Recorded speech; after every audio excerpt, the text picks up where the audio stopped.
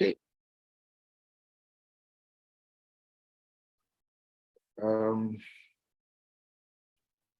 So good afternoon once again. Good afternoon, ladies and gentlemen. Welcome to the second edition of our reading culture dialogue. The first edition of this dialogue, or this civic or citizen engagement process, held last year, November, and we are having the second one, which is actually the first for the year. And as we promised at the last the inaugural edition, this is going to be a quarterly meeting where we bring experts and stakeholders on, in the area of education, in the area of schooling and learning in the Nigerian environment, together to come and talk about certain issues that are germane to the progress or the improvement of our educational system. And then we'll also discuss what are the policy options there are that we can deploy, we can suggest to policymakers, to those the helms of authorities, in terms of maybe educational administrators, so that they can factor those into either the local or state or national curriculum, as the case may be, wherever they have that immediate influence, that they can influence things and cause a positive change. So with me today is Bid Ehiogu, is going to be our note taker. All the things we say, Bid will help us to try and jot them down. So, and then we'll be talking from time to time, we'll be sharing some of his notes with us so that we can all be on the same page. So whatever we say, it will still help us to sort of digest them into bits that we can see, okay, is this what we really say? Does this really capture our deliberation? And so as Bid is going to be our note taker, and with me also is the Mary who's doing the technology at the other end of the, and she's the one that actually even mobilized all of us to be here today. So that's from our side. From your side, I would like to know you, individually, get to know who you are. I am Batunde Oladele by name, presently in Little Rock, United States. I'm the moderator of this event that you can see, and I'm presently a graduate student at the Clinton School of Public Service.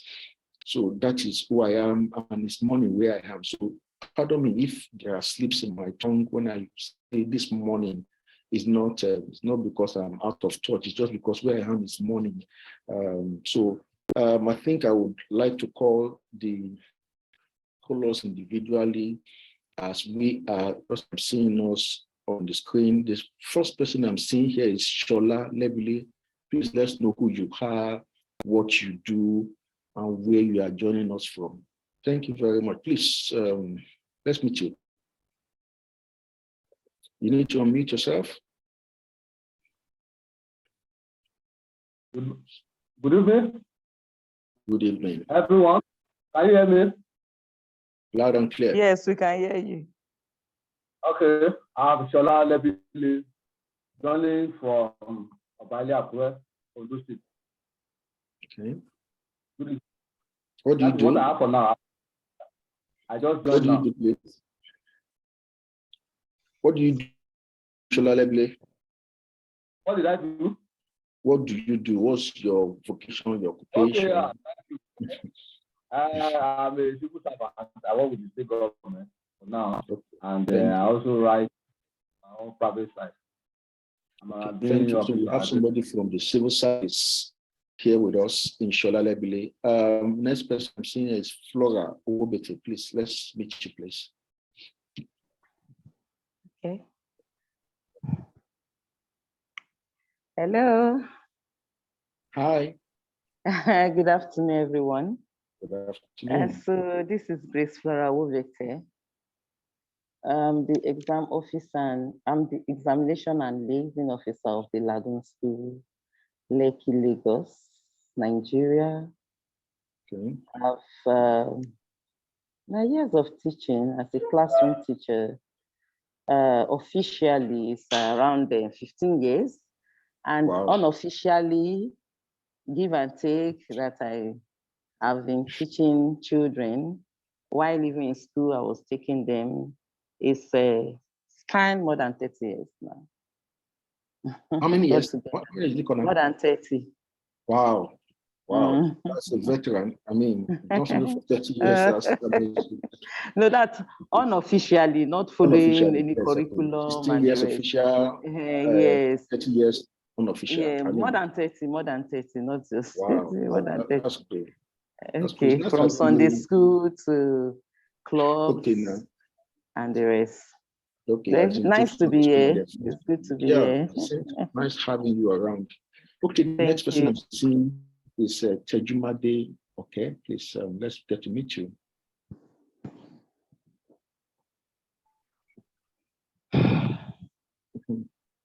You're muted. You're muted.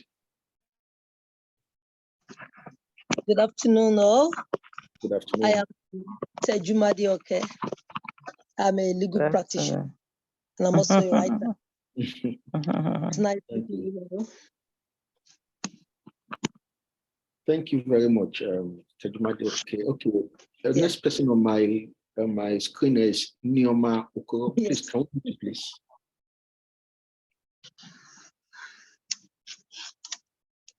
Neoma Okoro. Oh, good afternoon, everyone. Good afternoon. Oh, my name is Nomukoro. I'm a postgraduate student of University of Ibadan. So it's nothing much. I'm glad to be here. Thank you so much. Okay. Let me nice having you here, Neoma. Next person. Thank you. Is Ifemide. Ifemide, please, let's meet you.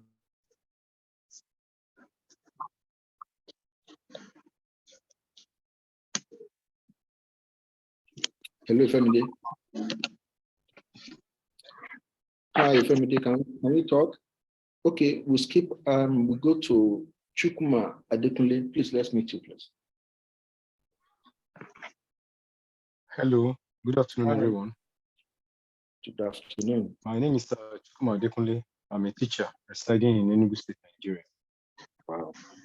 Thank you, Chukuma, for joining us this morning from Enugu State. And we have another teacher in our midst, which is fantastic for us. Okay, Mary, can we meet you, please?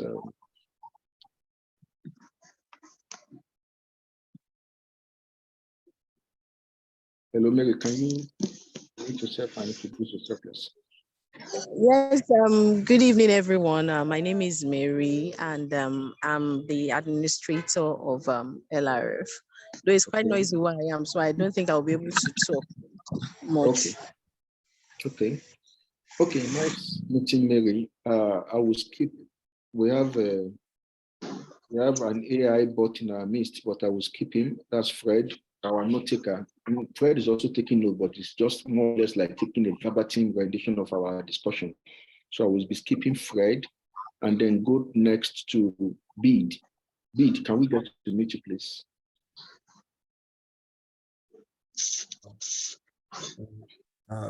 Good afternoon or good evening. Good evening. Good afternoon. My name is Bede, and I'm a writer. So I think I've also been in the mix with LRF for a long time. So I'm happy to be here as well. Thank you. Okay. Thank you very much, Pete, for joining us. The next person on the list here is Abraham Akinyemi. Abraham, can we meet you, please? All right. Hello, good evening, everyone. My name is Abraham. I'm coming from Nigeria, Ibadan. I'm an undergraduate student of veterinary medicine from the University of Ibadan. It's good to be here. Thank you for joining us, Abraham. Next is Lukman Dayo Batunde. Good evening, everybody. My name is Lukman Dayo Babatunde, and I'm a teacher. Nice being here. Thank you. Thank you very much, Lukman. Where are you joining us from? I am joining from Kaduna, Nigeria. Kaduna. Thank you. Thank you, Lukman. Ojo Naomi.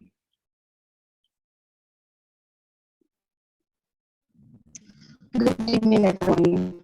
Good My evening. name is Naomi from Ondo State. I'm a student of undergraduate student of the University of Ibadan. So your audio is not so clear. Can you repeat that again, please? Okay, good evening, everyone. Good evening. My name is Naomi. I'm joining in from Ondo State, or precisely undergraduate student of the University of Ibadan, Human Nutrition and Ethics. Thank you. Thank you, Naomi. I think I could pick it up. You are joining from Ondo State, and then you are a student of UI. Thanks for joining us today. I hope I have called on everybody. If you can talk now, we can take you. Otherwise, we'll just move on to the event of the day. Okay, so just like I said, we have there's a document that we're supposed to use to guide our deliberation today, and I will be sharing that with us shortly. The way it's going to work, I mean, each of us will be asked to read certain portions of the document. We'll just take it paragraph by paragraph. You read, once it's your turn, you read, and I don't know, I'll be calling our names anyway, since even the Zoom can be changing interface of who is next from time to time. So I'll be calling us based on, as I'm seeing the names displayed on my own dashboard here. So this is, as I said, this is the second guide that we are using, and this is the second deliberation, citizen engagement or deliberation procedure that we are having at the LRF, and this is the guide we are going to use today to sort of guide our discussion. So each of us would be asked to read paragraphs, to take them one by one, and then once we finished reading the portion, we'll speak to that portion. But before we do that, as I said, this kind of discussion is a highly regulated discussion. It's also bound by certain ethos, certain rules, and all of us are supposed to know what those rules are. And we also read those before we even start talking of reading and then discussing. So these are the ground rules, and we can have each and every one of us read out these ground rules, and then once we've read them out, I will be asking us if we agree to abide by these rules. We saying that we agree gives me the authority to be able to step in if anybody's, is not abiding by the rule, anybody is violating the terms of our engagement as far as this deliberation procedure is concerned. But once we all agree, if you agree, once after reading it out, if you agree, you can use the thumb function in your Zoom, or you can just raise your hand and indicate your agreement with the process. So here are the ground rules. If the first person I'm seeing here to read it to us is Shola Lebile. Please, can you read the first one, followed by Chukuma, followed by Tejumade, and followed by Flora and Neoma in that order? Shola goes first, Chukuma goes next, Tejumade follows that, Flora after that, and Neoma. Can you read it? First one, Shola Lebile. Let me see if I can. Okay, thank you. I have to read the ground rules. That also? Yes, please, yes. Okay. Number one, focus on the options and actions we can take nationally and in our communities. Thank you. Chukuma, next question. Okay. Consider all options fairly. Next person, please. Listening is just as important as speaking. Thank you. Next person. No one or two individuals should dominate. Thank you. Next person, please. Maintain an open and respectful atmosphere. Okay, I think that's where we stop. And the next set of people, Mary, Big, and Abraham, please.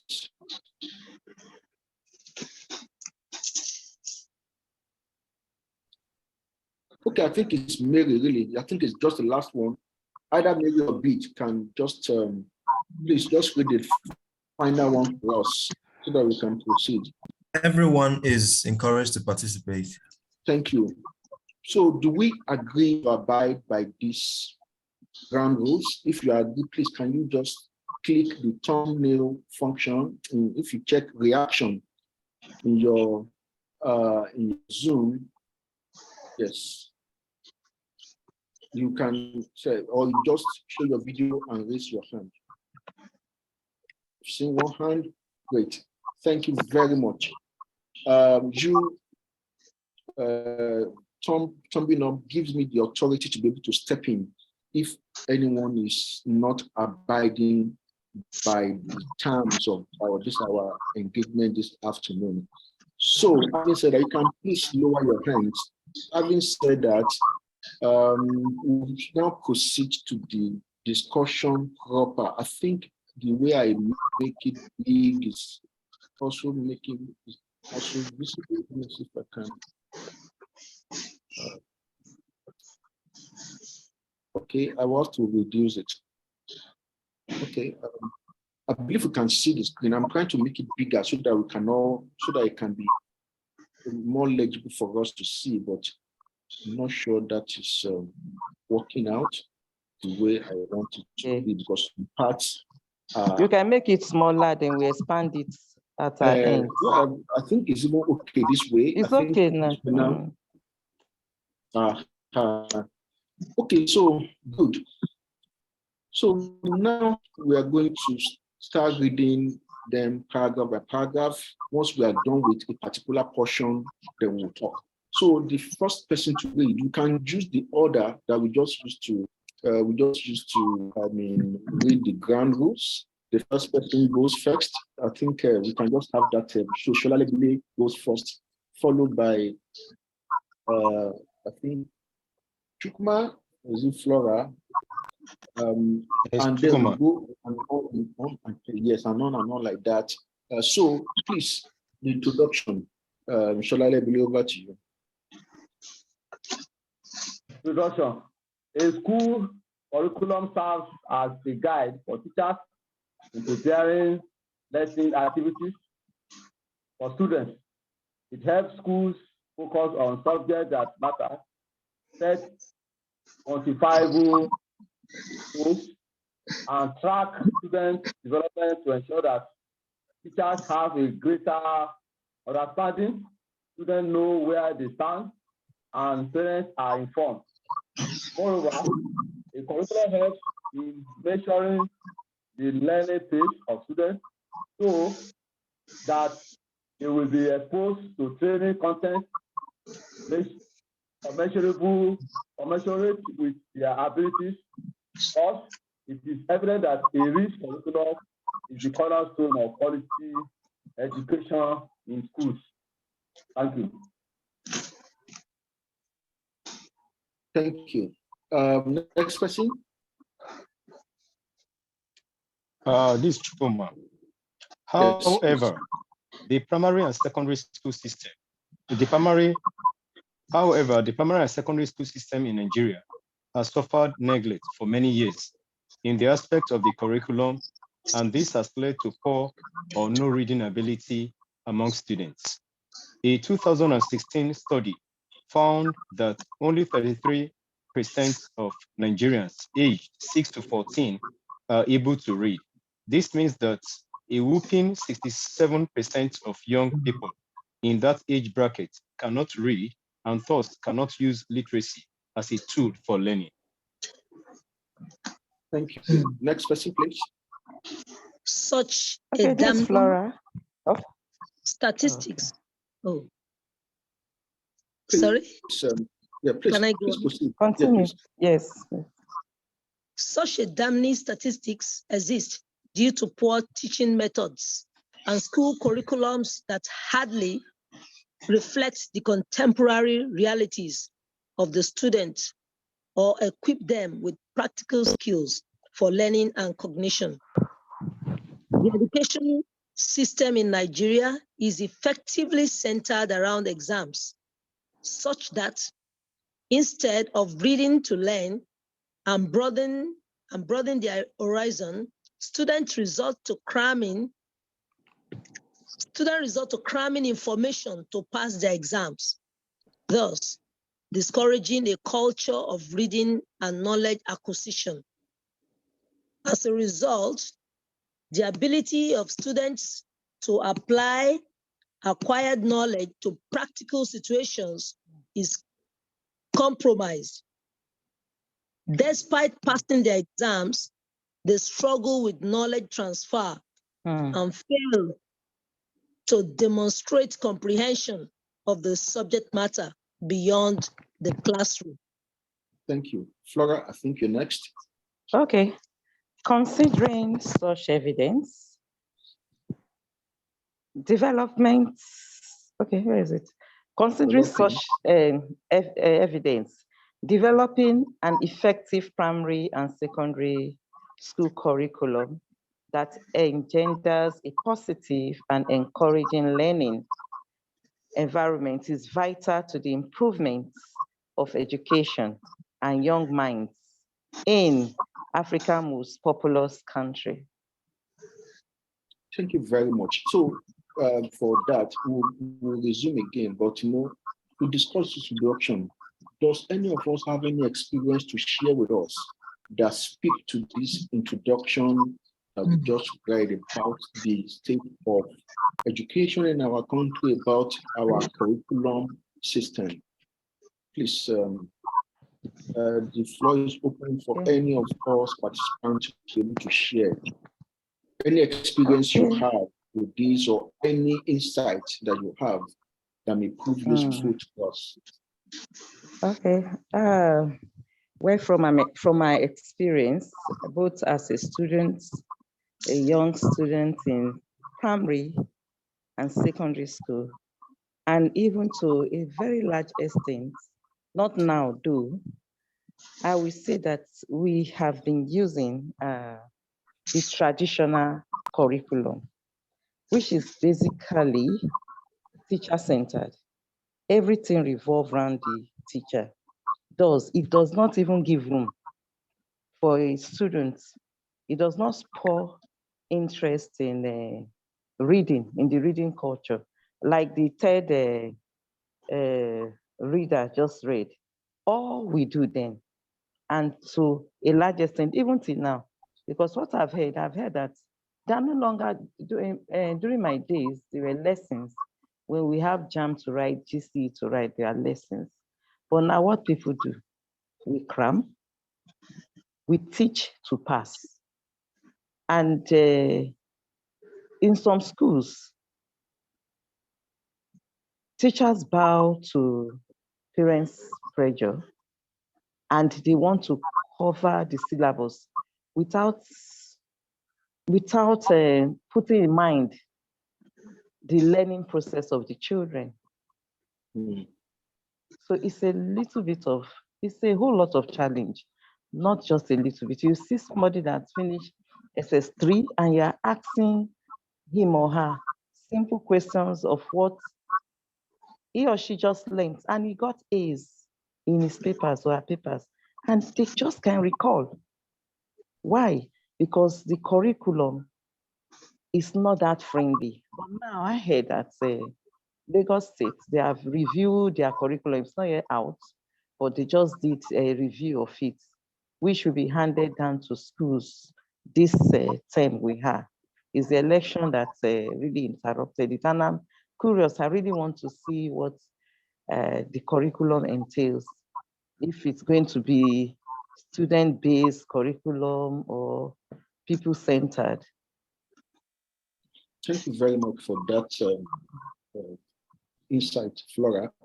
I'm glad, happy about the panel for today because we have very good spread of the stakeholders in Nigerian education system. We have somebody from civil service, we have school administrator, we have a couple of teachers and analysts, we have a legal practitioner, we have students across where maybe both at the undergraduate and postgraduate level, and we have we have writers in our midst as well, and we also have and then spread is also covered at least from what I've heard. Somebody's from Kaduna, somebody's from Enugu.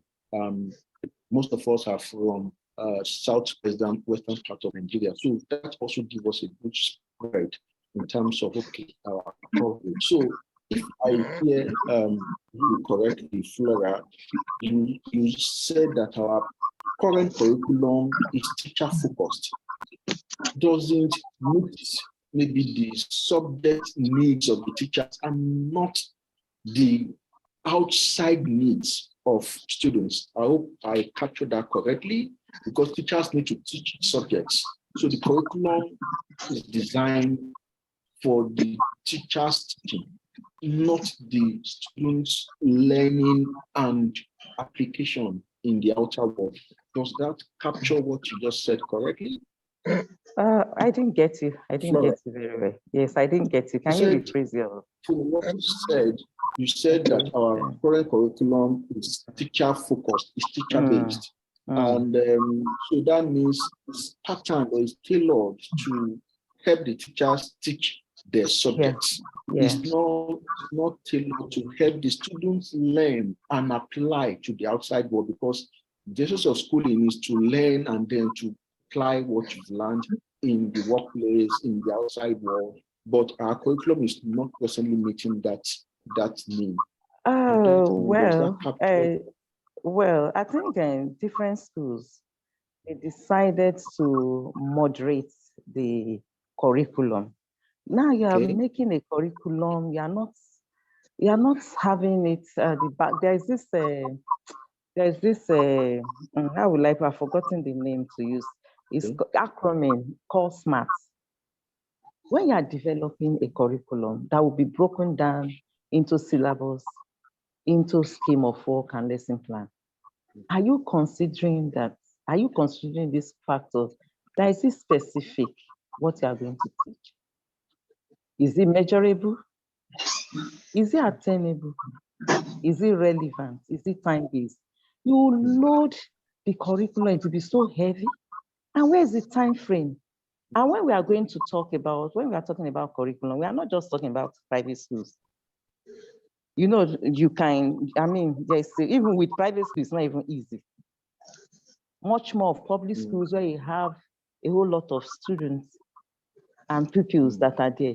How many teachers to a student that will bring, on paper, it's beautiful. It's beautiful on paper, but in realistic, well, if we want to be realistic, looking at the classroom management, looking at the number of students, it's not like Finland, where you have a teacher to 4 students.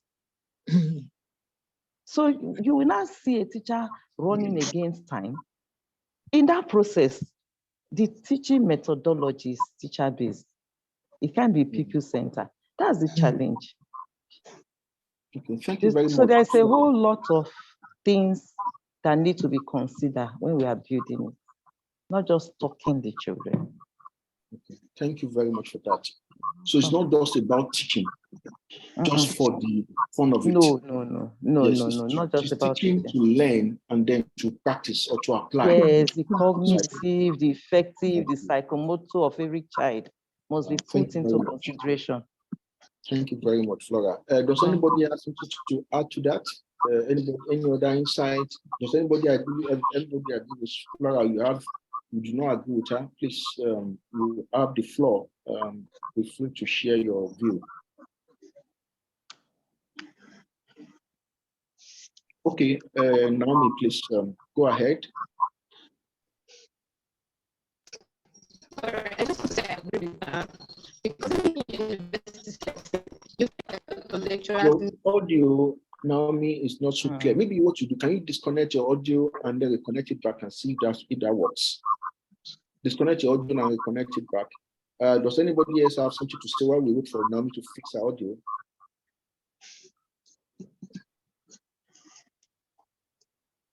Any other person, please? Does anybody have an opinion to share on this? Naomi, we're waiting for you. All right. Okay, please go ahead. Okay, I want to say I agree with what the other speakers said, because wow, the audio. The audio is pretty. I'm suspecting it's a network. Maybe where you are. Maybe it's network. Or you can maybe just type your can you change your comment in the box, and then we can type your comments, and then we'll be able to just read it out if your audio is not cooperating. Meanwhile, I have a comment here from Omashe Oti, who says that as a parent, she does disagree that the curriculum is overloaded. She said she does not believe the curriculum is overloaded, that is fine. Are you saying that it's fine as it is? Or is there an area that we can improve? I do agree. I'm so sorry. So she does agree that the curriculum is overloaded. Okay, so thank you for that. So we have somebody already agreeing with what Flora has said. I mean, in terms of our insight. Okay, I'm seeing that Chukuma is raising his hand. Please, Chukuma, you have the floor. Please share your opinion. Okay, thank you very much. Thank you. At present, I'm a vice principal academics in a school called Bishop Otubeli Juniorites in Enugu. And I've been here for, at least in this position, for about 10 to 11 years. One thing I've actually discovered is the curriculum indeed is overloaded.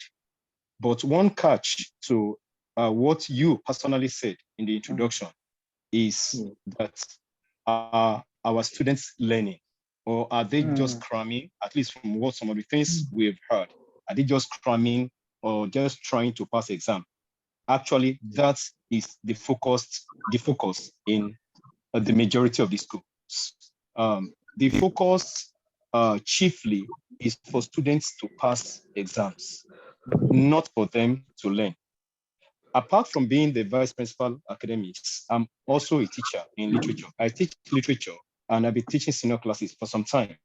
And I've observed that this primary idea of reading a text is actually out of the situation. Most schools do not actually emphasize reading of primary text. Rather, they will prefer to give secondary text to students and actually make them work on the secondary text. They go to the exam, they pass. WAEC actually satisfies that they pass it. They pass rather. But when out of the exam, they don't really have a knowledge of these texts. And invariably, some of them will actually go on to study law. How would they interrogate, if they can't interrogate characters, if they can't interrogate situations and contexts in the text they have read, how would they interrogate human beings outside actually outside the classroom? So we have a serious situation where emphasis is placed on technicalities, methodologies, and then I may enter a class, and then the next day somebody appears and tells me, no. This methodology is what you are meant to use. And I'm trying to tell the person, these students are not learning. And so most times when I'm forced to, I try to go with the methodology and the technicality. And when nobody is watching, I call my students and I tell them, see, I know they learn anything. All this also they tell them are nonsense. I tell them the truth. I will now tell them, in fact, I'll give them practical examples to make them realize that they are not learning. And over the years, by the grace of God, they have been actually some that I've actually listened to, have been learning. So I agree, seriously speaking, that our curriculum is overloaded. And another thing I remember now is at the beginning of the year, WAEC celebrated 70 years of their existence. And the vice president, Shibaju, actually had to challenge them to actually try to upgrade their standard to actually to measure with international actually standards. And I think they are trying to do, because if you look at our curriculum and then look at a curriculum like that of Cambridge, the gap is vast. The knowledge that you can get if you actually engage in Cambridge curriculum, for example, that I'm familiar with, at least for English and literature, and that of WAEC, the difference is clear, is crystal. And you will now find out that people that, in fact, it is expected that if you do well in Cambridge, you should come back and do well in WAEC. It doesn't also always work like that, because somehow our own curriculum is messed up. Thank you very much. Thank you very much for that, because you sort of just underscore the point that Flora and Omashe have made about the fact that our curriculum needs overhauling, and they are not really meeting current needs, today's needs of our students. And I'm also glad because both of you and Flora, are actually practitioners. You are practitioners in the learning and education system of Nigeria. And I believe between the two of you, we can be saying that we have like 50 years of teaching and school experience. Then you are saying this, through that you are direct practitioners are saying this, means that okay, there's something that we need to do, that the authorities need to look at, and so that they can sort of try and fix whatever it is wrong with our curriculum system. Does anybody else have something to add to what our previous speakers have said? Okay, I think there's an additional comment here that I'm reading that from Omashe saying that yes, competition among schools is rife and perhaps contributes to the reason why they focus on examination results and not the overall performance and development of individual students. So that means because schools are competing to produce maybe the best students, they have the highest number of A's. So they are just interested in ensuring that the students ingest this stuff and digest them at the exam halls, and then so that they can have an A. And much emphasis is placed on cramming and passing, and not on learning, the total process of learning and cognition, so that they can be better off, because it's the application. When knowledge cannot be applied, then it's not really a knowledge. It's just a knowing. You know something, but you can't put it to practice. Thank you very much to our panelists for this. We'll proceed with our reading. So let's also now start with addressing the issue. Addressing the issue. I think I will start from, I will only take those that were able to introduce themselves. Bid, Abraham, Naomi, I hope you'll fix your audio, and then I'm seeing more people have joined us, really. Okay, so let me just shuffle the pack again and try and call those who have not read before. I'm seeing Linus Barry, Linus, can you read the next paragraph to us? I will just be calling us, and then followed by Ojo Naomi, and then Abraham Akinyemi. Addressing the issue. Please, sorry, where are you joining us from? I don't know where you're joining us from, but for the sake of introduce yourself just briefly. Okay, good evening, sir. I'm done. Okay, your audio, I'm not sure is good enough for us to be able to hear you. I'm turning so maybe while you fix that, just Nigeria practice. Okay. Okay, thank you. Dennis joining us from Just. Can you read the next paragraph, please? And then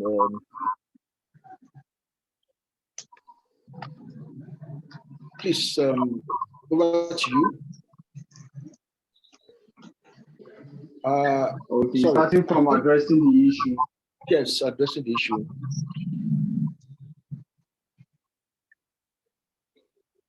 So starting from Starting from addressing. Yes. Yes. To fast track national development, primary and secondary school curriculums in Nigeria should reflect educational strategies that enable students to develop good reading ability. Since reading has been identified as the Yes. Next slide, please. You are ready for me. Okay, continue. Since reading has been identified as the bedrock of learning and education, they should, yes, sir. They should also emphasize knowledge application rather than just note memorization. Thank you. No, sorry, that's all. Guide provide this issue guide provides several recommendations for addressing the problem of it wasn't here, so it's just the paragraph per person. Thank you. Next person, please. I think I already mentioned the names. How we're going to do this? Next person. Who's the next person? Okay, Lukman, please. I'm seeing your name. Please, can you read the next paragraph to us? This issue guide provides. Okay, this issue.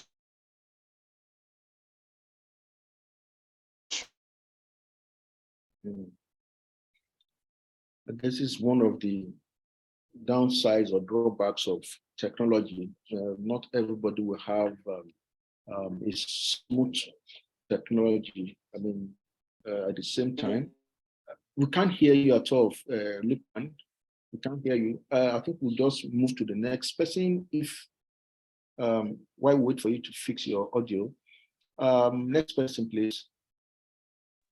Neoma, can you talk now? Okay, please proceed. Abraham, okay, sorry.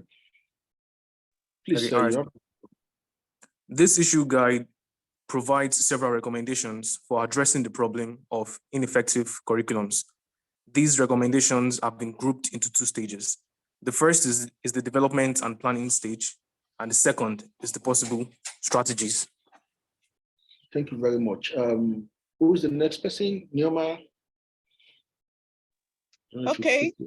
Please. Each stage includes actionable steps that can be taken to tackle the issue.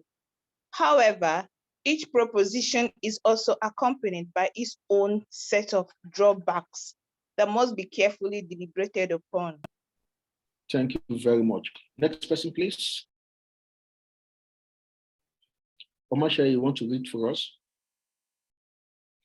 The last paragraph here.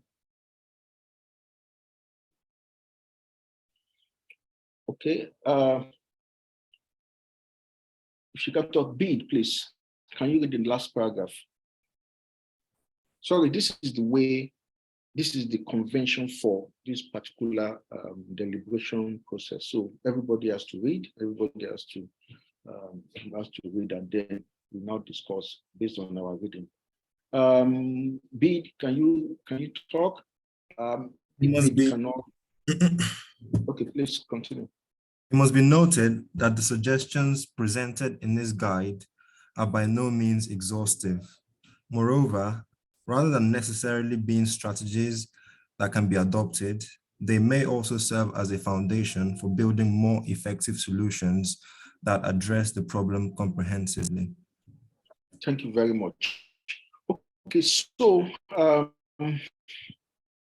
we'll now move to the options. Is that we have just two of them to discuss today. We'll now look at the options. So, so I think there are some comments that have. Okay, I think we should say that our network is bad. So, okay, so we will go to the options now, and we'll start. I don't know if everybody has read, but we'll now start once again. What I would just need to do is to assign us a number, at least those of us whose network is okay and we can talk, and then we'll read based on that. I think Shola Lebile, I'm not sure if he's still here. If Florabile is not here, then we'll take Flora next. After Shola goes first, Flora goes 2, Tejumade goes 3, Neoma goes 4, Chukuma goes 5, Bid 6, Abraham 7, Lukman 8, Ojunaomi 9, Linus 10. So I think we just take it in that order. Please just note your number. If the person whose number is called is not around, please just proceed. So we'll be looking at the solutions now, the options, and then we'll now discuss those things. So please,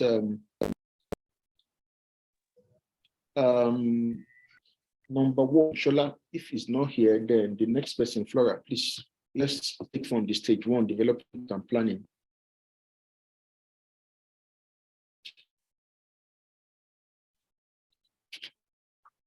Is Flora here? Okay, seems network has taken her out. Okay, Tejumade, okay, please, over to you. Stage 1, planning and development. Stage 1, development and planning. Yes. It is obvious that the curriculum used in our primary and secondary schools, particularly public schools, needs a significant rework.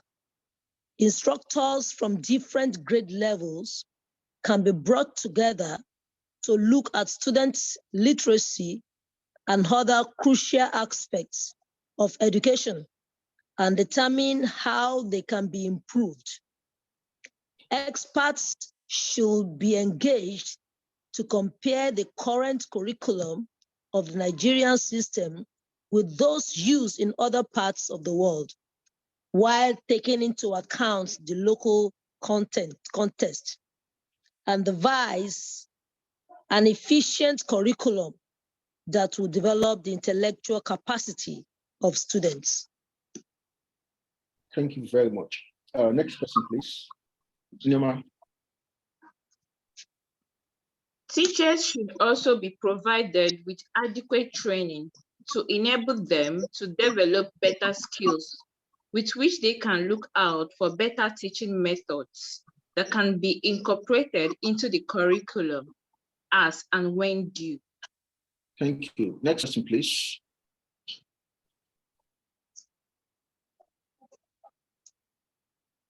Chukuma. Sorry. A primary drawback. School curriculums tend to be rigid with revision requiring many formal procedures. We may slow down the process or even prevent its adoption. Moreover, wholesale changes need government approval, which can lead to bottlenecks to politicization of the process. Thank you. Next question, please. Okay. No, I think that's all. So it's not to now discuss the actions and the drawbacks from this particular section. So next question, Bid. Education boards should integrate instructors from different grade levels and topic areas to look at the overall picture of school curriculum and student learning. The drawback for that? The drawback, this process requires the approval of government, which may not consider it a priority. There is also the chance that conservative elements in government, there is also a chance that conservative elements in government will delay or even prevent the process. Thank you. Next person, please. Next. All right. Number 2, experts should compare our local realities with those of international counterparts and develop a curriculum able to produce teenagers with strong literacy skills. Then the drawback, the politicization of the process can lead to the selection of incapable people to administer these changes. Thank you very much. Next person, the action and then the drawback. Lukman. And then we'll take Ojunaomi. Is Lukman here? Yes, schools should organize periodic training of teachers on dynamic teaching models to help them learn new skills and innovative techniques, and then incorporate this knowledge into the development of more effective curriculums. Drawback: rigid leadership can stall this process. Moreover, schools might devote their resources to other aspects of education considered equally important. Thank you very much. Naomi.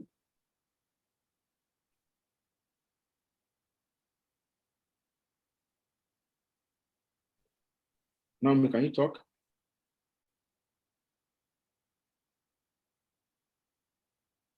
Okay. Ifemide, can we hear you now, or just pass? Or somebody else can just read, please. Nobody can volunteer. Education board should provide for the revision of school curriculum periodically. Drawback: school curriculums tend to be rigid and require much protocol and many processes for revision. Thank you.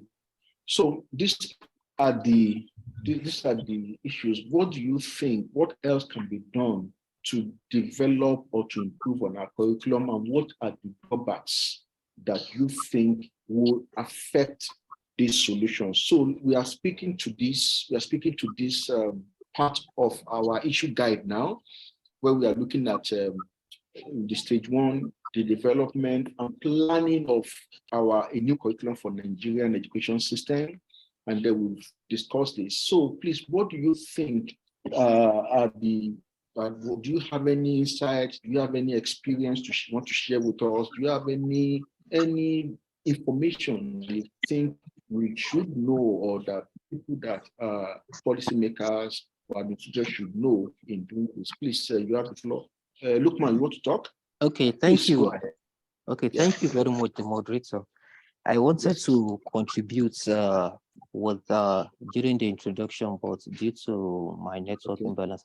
Yes, yes. Beyond the first issue raised by the issue raised by the first speaker, which is the student-centered curriculums, I want to believe that our curriculum problem is more than that.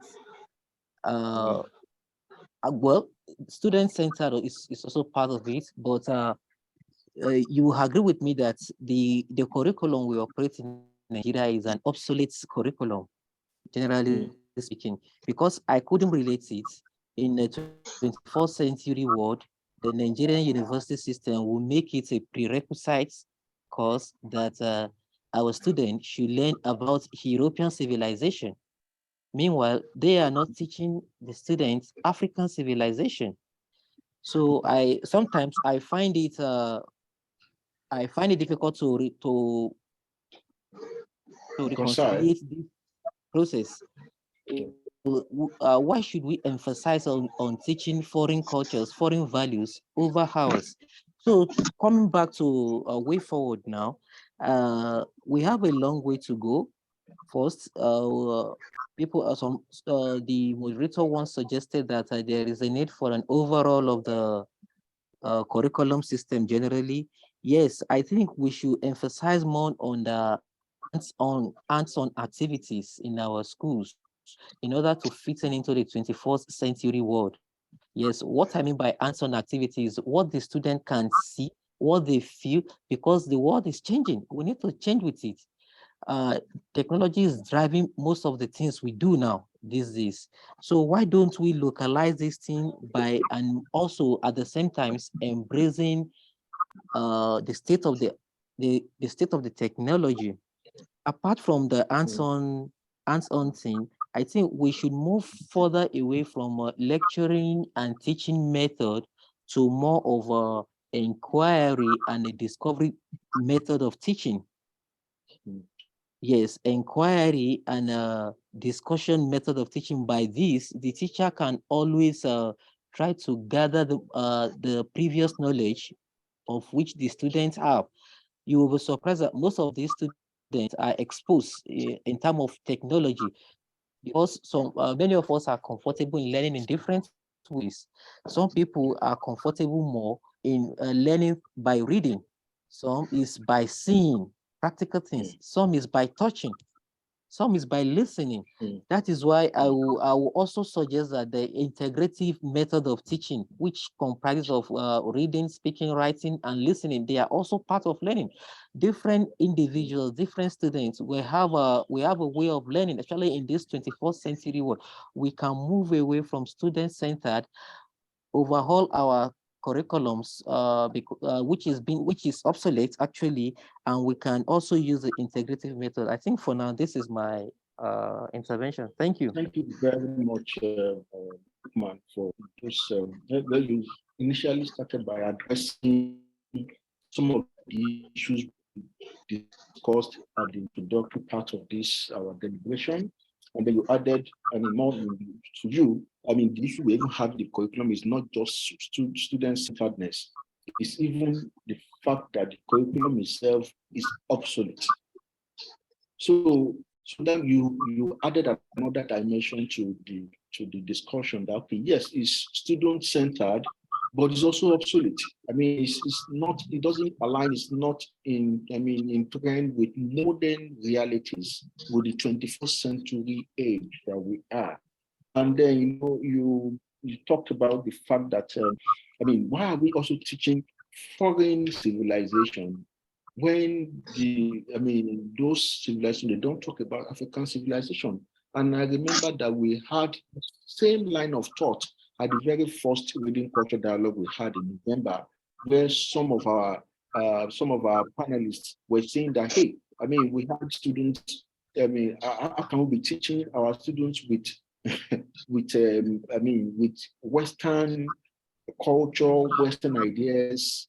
What is summer to a Nigerian student, for instance? What is autumn to a Nigerian student? Because those are not realities we know. We know rainy season, season and dry season, then we don't have time. But some of these things, that why are we teaching them? And those are just even very banal reference. They are worst ones that we see in our education system when we teach our students with culture or context or things that are alien to them, that they can't basically relate with on a day-to-day basis. So I'm glad you also mentioned, because this just tracked us back to what we discussed at the last dialogue. And then you talked about the issue of technology, which is driving everything.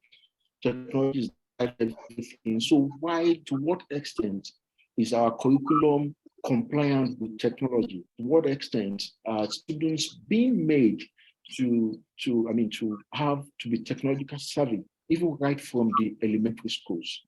I hope I capture your thoughts accurately, Luan. And then you also mentioned something about having an enhancing and discursive method of teaching, rather than just a monologue where the teacher is just the one talking, and then does anybody have questions? Ask questions, and they provide the answers, but there's no discussion. We are just even asking the question just to feel our righteousness. There's no really quality discussion going on between the teacher and then the student, or the lecturer and then the students. Does anybody else have something to? I see that Linus was raising his hand very furiously. Then you want to say something, Linus, to want to add something to this line of thought? Hello, everyone. Yeah, my name is Noma. I really want to add to something to. Hello. Please, can you hear me? Yes, we can hear you. Clear. Okay, I'm actually looking at this stage 1, development and planning. I quite agree with the first line, the first sentence that says it's obvious that curriculum is being overloaded. There is need for rework and every other thing. I agree. Then the second one says that we should that our experts should be engaged to compare our curriculum with that of other parts of the world. I think we have come to a stage where Nigeria should stop all this copy and paste. For me, I think there is need for us to embark on a research. Let us find out why this is happening, why we are having those among our children. There is need for research. You observe, and then from that observation, now have to or maybe make comments, and from there we now develop our curriculum. We should just stop these there is need for them to stop this copy and paste. And moreover, there is no need for us to compare our system with that of those in the Western world. Let me use that for instance, because their own way of teaching, their methodology is more of practical. But here we are being our own method of teaching here is more of theory, no practice. That's why those of them over there, they are more advanced and advanced in education than us. So I think then there is need. The first thing here we have to do is research. Like during the time of, I don't know, I'm not in education line, but I know during their time of teaching practice, they used to have supervisors that come to observe them and every other things. It's not just observing the teachers. I think there is also need for them to observe the pupils, the students, to know what worked for them. And from there, we can now profile solution. So that's what I think. We should just stop all this copy and paste of a thing. Yes, I agree with them when they said that, yes, why taking into account the local context? It is very, very important. Don't just copy and paste. When you observe, you do your research, you do observation and every other thing, you can now profile solution. It's not just about this is being done here, this is how it's been done, let's bring it down here. And that is why our curriculum is being overloaded. We are more of copy and paste than this thing. So I think there is need for research first, and then from there we can take it up from there. And I also agree with the last speaker when he says technology. The Western world, what makes their methodology quite simpler is because of the technology they have. Like I said before, their way of teaching is more of practical than theory. You see students, you don't just tell. They show this is it. You don't just tell. That's why our students, they copy, they cram. Because once you are able to practicalize something, of course it will be part of you. You don't even need, even when you don't even read, you practice it. And once you practice it to be part of it, it will never go out of you. And once you're writing your exam, you don't even need to, even if you don't read, you just have to just compose yourself and do one or two things and you're good to go. You don't even need to stress yourself over reading because it's more of practical. You practicalize it and it has become part and parcel of you. So I think we should take into cognizance that aspect of learning and teaching as well. Thank you.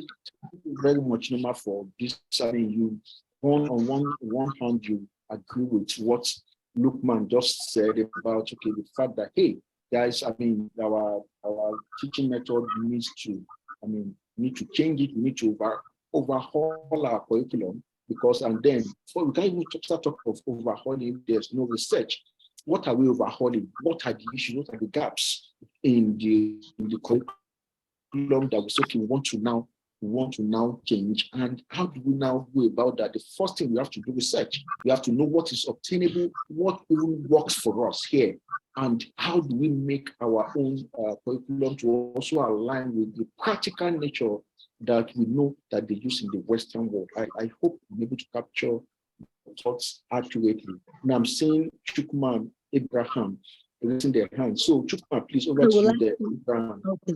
You can also have your say. Okay, thank you very much.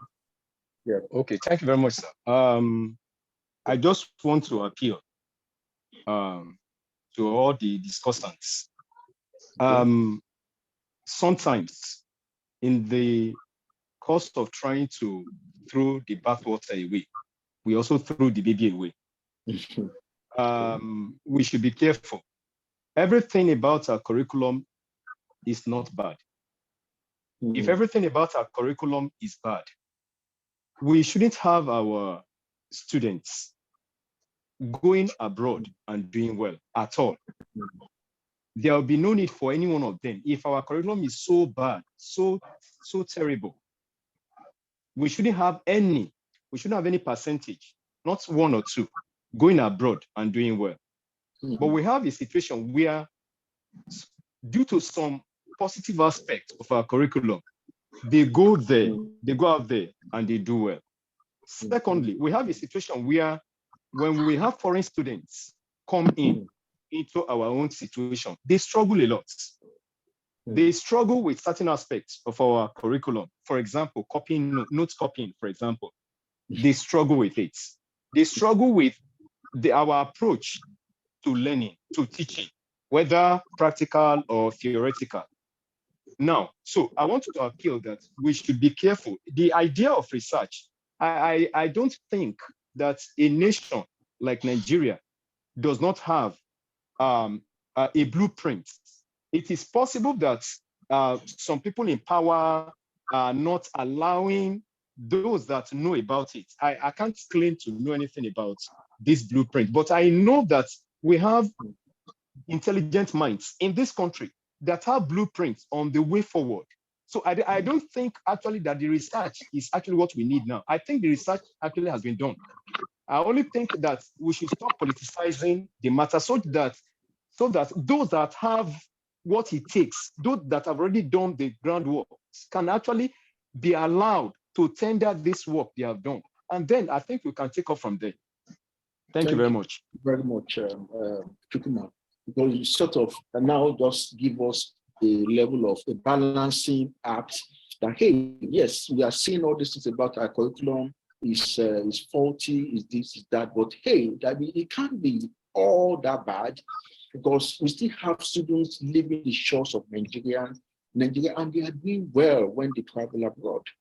And, you know, they are products of this, our so-called malfunctioning curriculum, yet when they go outside, they do well. So that means the curriculum has helped them to some extent. So what we need to be focusing on should be the issues. What are the gaps in the curriculum? What are the things that are already obsolete, that are no longer necessary? And then let's talk about expanding them so that we can be aligned. I hope I capture your thoughts, curriculum. I mean, I think you also mentioned the fact that, okay, yes, when foreign students come here, I mean, maybe they don't do well because they are not able to cope with the rigor of our own educational system. And you also mentioned the fact about the blueprint. Yes, we have what they call agencies in Nigeria who do research, who research national policies, who research things around. So they are there, but to what extent are we using what they even come up with? We have the National Bureau of Statistics, we have National Information Center, we have all manners of centers. And you know, these are actually doing their work, but to what extent are the output, the blueprints they produce are being used by the leaders or by the policymakers who are in position to be able to deploy the solution? Thank you very much for those. So the next question that I think we'll take will be Abraham. Abraham, if you are still able to talk, we'll take you then. I saw that Tejumade, okay, also is raising her hand. Tejumade followed by Flora. And then, okay, I see that we also have Olabisi with us. Please, in that order, if Abraham is not here, then Tejumade talks, followed by Flora, and then Olabisi. All right, so I think Mr. Chukuma already covered some of the things I wanted to just cover what you want to say. Okay, that's fine. Thank you. Sorry. Okay, please go ahead. Okay, so he was saying something about research. I think he mentioned at the point in time he mentioned that some of these researches have already been carried out. It's just that they are not being incorporated or implemented. So I think what I wanted to just add to that is that I think 2 speakers ago someone said something line of to not copy and paste from what like other countries and all that stuff. But I feel like if the goal is to reform our curriculum and actually make it the best possible way for us, there might be some things that we can actually take from other countries. I think for the longest time now, I remember back in secondary school when the teacher was saying something line of there are countries that teach maybe in their own native language, and they found a way to actually like explain physics and science and STEM, mathematics in their own languages and everything. I feel like there are some things that we can actually some ideas that we might take that we can actually incorporate from other countries. It's not. I don't think it's needed to just like completely disregard the levels to which they have reached and start to build our own from the ground up. So, but I believe that like if the research Mr. Chukuma was talking about already like involves all this, then I think the research is probably is good enough. Thank you very much for that, Abraham. You just like you also underscore what Chukma has mentioned. See, we have these blueprints. Our problem may not be maybe just that we don't have the blueprints. Our problem may be implementation, because for a nation as ours that have lots of intellectuals, and we must agree that Nigerians are really brilliant people. We have lots of think tanks, we have lots of agencies, we have lots of works that have been done, policy issues that have been developed, but are they being implemented? Who is responsible for implementing these policies or these blueprints that people have compiled? And that is also, so maybe we shouldn't be talking about curriculum, we should be looking at what has been done, what are the recommendations that we have on the curriculum, and who is supposed to implement them. So this is a meeting, maybe we should not be talking of what are the goals, we should be talking of when are they going to be implemented. So, and then, also just mentioned the issue about using our local language, our local concepts, our local culture, our local realities to explain some of these foreign issues. Why it's not as if we cannot, we also can learn from others. We can learn from others, that have done it before, and see how we can deploy those to our own local setting. Thank you very much for that. Tejumadi, over to you, and we take Flora and then Olabisi. Exactly. What you just mentioned, Mr. Babs, is what I wanted to say. Okay. As far back as when Bola Ige was around, our local languages were going to be, put in the curriculum so that children will start to learn even the sciences in our language, in languages, Hausa, Yoruba, Igbo, and all that. The notion that if we are not quick enough, people from America and China will come to teach us our languages very soon. In America, the Yoruba language, in Brazil, the Yoruba language is held in high esteem. Why can't we be teaching in Yoruba? There are some children, all children, they have languages they learn from their home, either Igbo from Igbo background or Yoruba background and all that. There is a way we can put that into the curriculum, and then we'll see massive growth, in our educational system, especially in the local areas. I also agree with all that have been said in summarizing it, that the Nigerian system should emphasize the importance attached to certificates and grades. Rather, the educational system should focus more on knowledge and skills acquisition. I think if we can do that, we'll get better. Thank you. I would like to ask you a question. I would like to ask you a question based on this recommendation. Do you think our teachers are even equipped to teach in our local language? Through training, I believe so. We only need to train, and Igbo will teach Igbo children, Yoruba will teach Yoruba children, and you can just imagine that going on in the villages. Okay. It's at the end of the day, to be they will have to learn English. Of course, they will know English, but there are some things that they could easily, understand when it's presented in their own local languages, especially at the basic level. I think Bola Ige was going to actualize this with I've forgotten the name of the other man. And then last year, the Minister of Education said something about it. I think December 2022. It will just start small. I like the notion of discovering and then experimentation and then research. I think this will really help us. It will really help us. Okay, thank you. Very much for that. Okay, so we take Flora. Flora, please, you have the floor.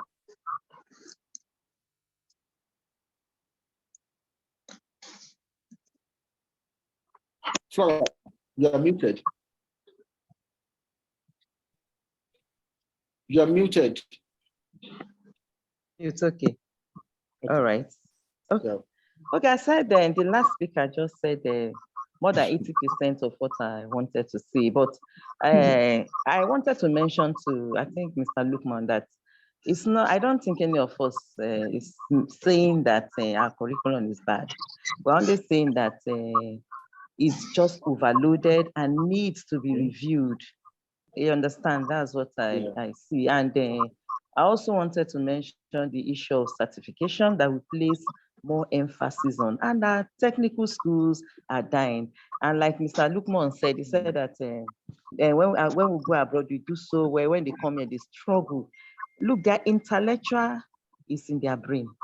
And they have taught them how to recreate whatever they've learned. And with that form, their style of learning and teaching and learning over there also made it possible for them to invent. How many inventors do we have here in this part of the world, in the third world? How many do we get?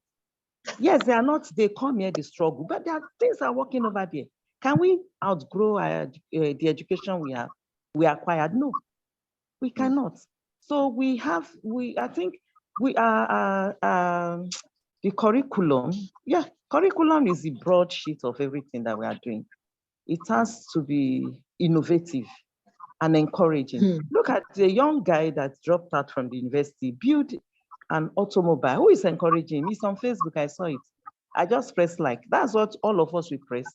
And the senator is there, packing money and doing this. So, but if that guy should go to America, if I know it, they will say he has become an inventor, winning a Nobel Prize. So and our technical, how this curriculum we are discussing will be extended to technical school, because the one in my state has almost died a natural death. As we are all seated, if our child said, no, I don't want to go to university, it's technical school, how many of us will agree? How many of us will agree? Because we place more emphasis on degree, even polytechnic. Way back, my sister, my auntie was telling me that the father said never, none of his children will go to a polytechnic. So we are all here talking, we are all guilty of this so-called curriculum and the rest. None of us will agree for a child to, after secondary school, or jump from after the GS3 basic exam and go and specialize in hairdressing. Laila won't agree. So it is also with technical school. So this discourse, please, moderator, extend it to technical school so that we can encourage them. Not everybody have head for bookworm. I mean for bookwork. Yeah. Thank you very much for that, Flora. Thank you very much. I mean, you added another dimension to our discussion today with this technical school, polytechnic angle, and you also still emphasize, we are not saying the curriculum is bad, but just saying it needs improvement.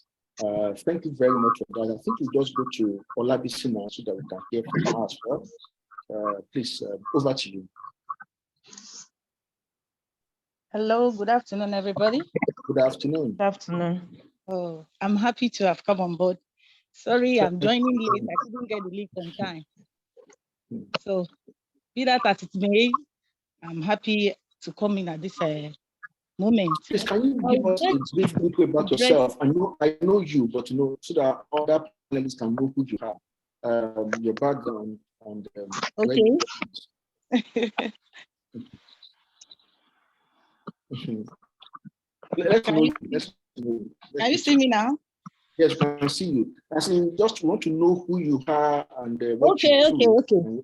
Yes, I am Olabisi Olashupo, a teacher of English language and literary studies, which we call literature in the secondary school level. To the glory of God, I've been in the teaching job.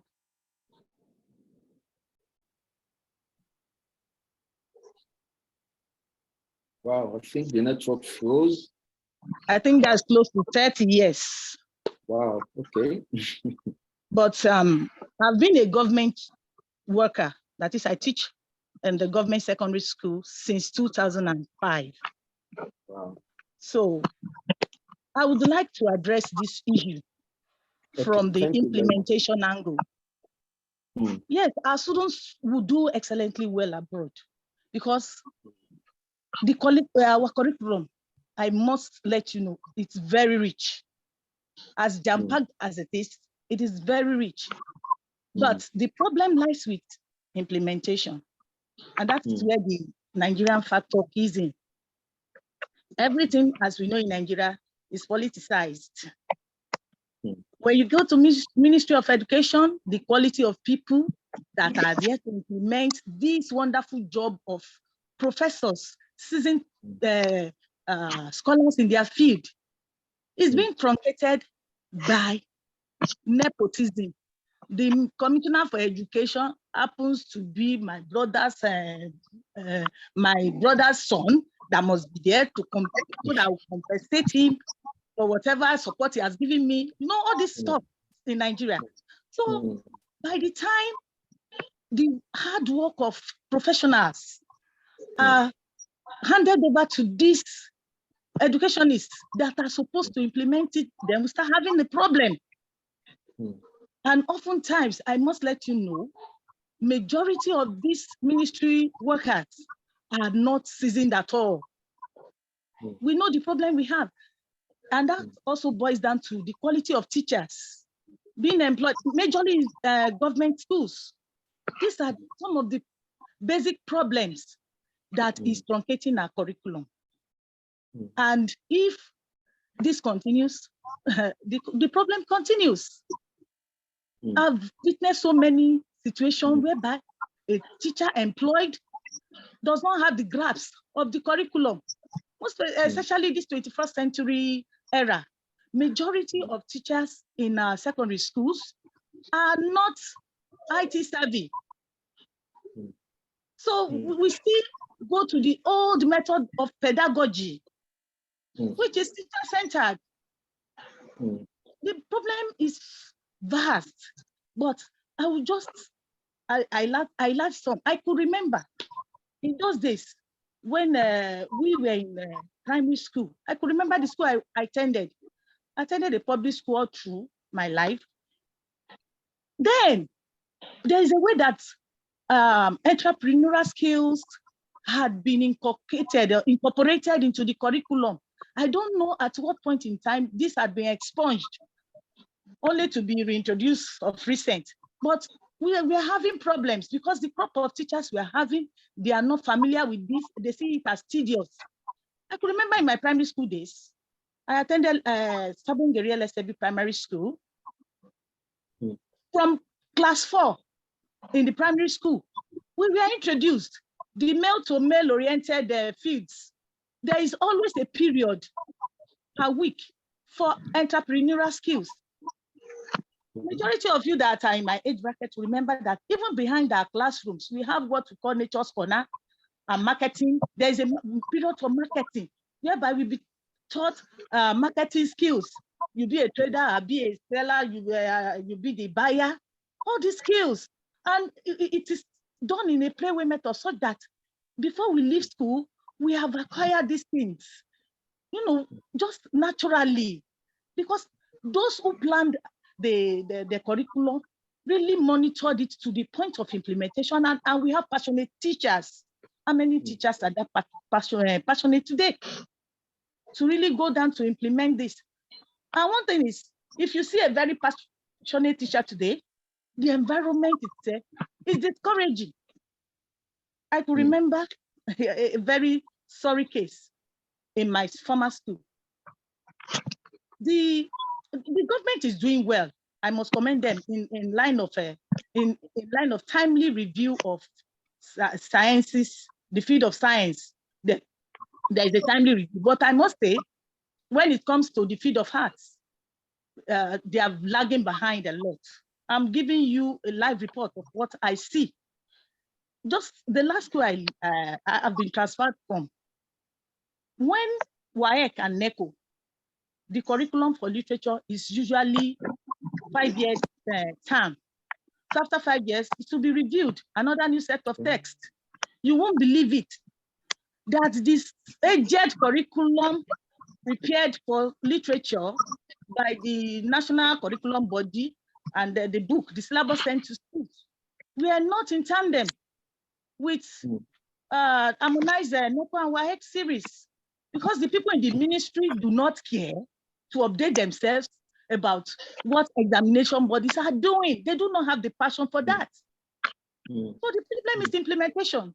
And that's why somebody said our students are doing well abroad. Yes, they will do well. Because as jam-packed as the curriculum is, our students learn in abstract. It's abstractual learning. The curriculum makes no providence for teaching aid or whatever. The teacher who is passionate will now have to use his own or her own innovation to make sure that the work becomes simpler for her or him. So when they get out there, things become so easy and it's no longer abstractual. They have live teaching aids and these things are simplified and broken down, which we are lacking here. So I don't know, the problem is very vast, but I believe we are getting there. Then in terms of teaching our educational concepts with the local language, I believe there is a project going on that. There's a project going on. I've watched some clips whereby I have this group I follow on Facebook. There's this mathematics teacher that teaches with Yoruba and is doing great. Fantastic. If you can have more people like that, but it boils down to the fact that how passionate are the teachers? Are they really committed to the job, or they are just seeing that job going to teach as a means to an end, just to earn a living? So they are less concerned if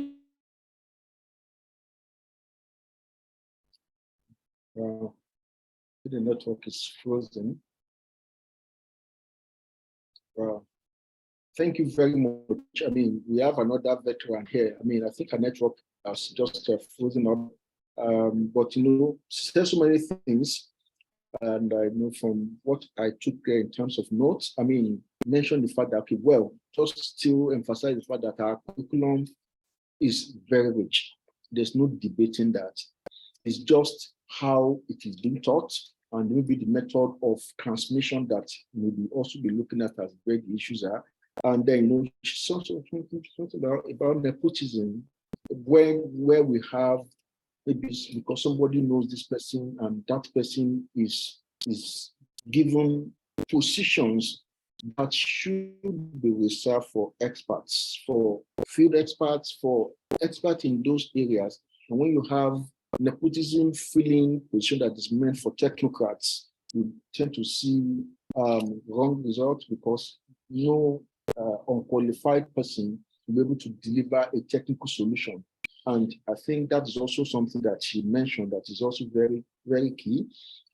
She talked about the quality of our teachers well trained. Are they really passionate about the teaching, or they are just holding the teaching job just to make ends meet, or just to hold it while they are looking for better opportunities? That people who were employing as teachers, are they driven by that need to teach, or they are just there just to hold a role? And you know, she mentioned something about the disconnection between the exam bodies and then our educational agencies, where the curriculum or the scheme that WAEC, NECO, and all these exam bodies are using to set the exams are different from what maybe the agencies are. I mean, maybe they've sanctioned or they've approved, or they are pretending for the schools to use. So that disconnection is there.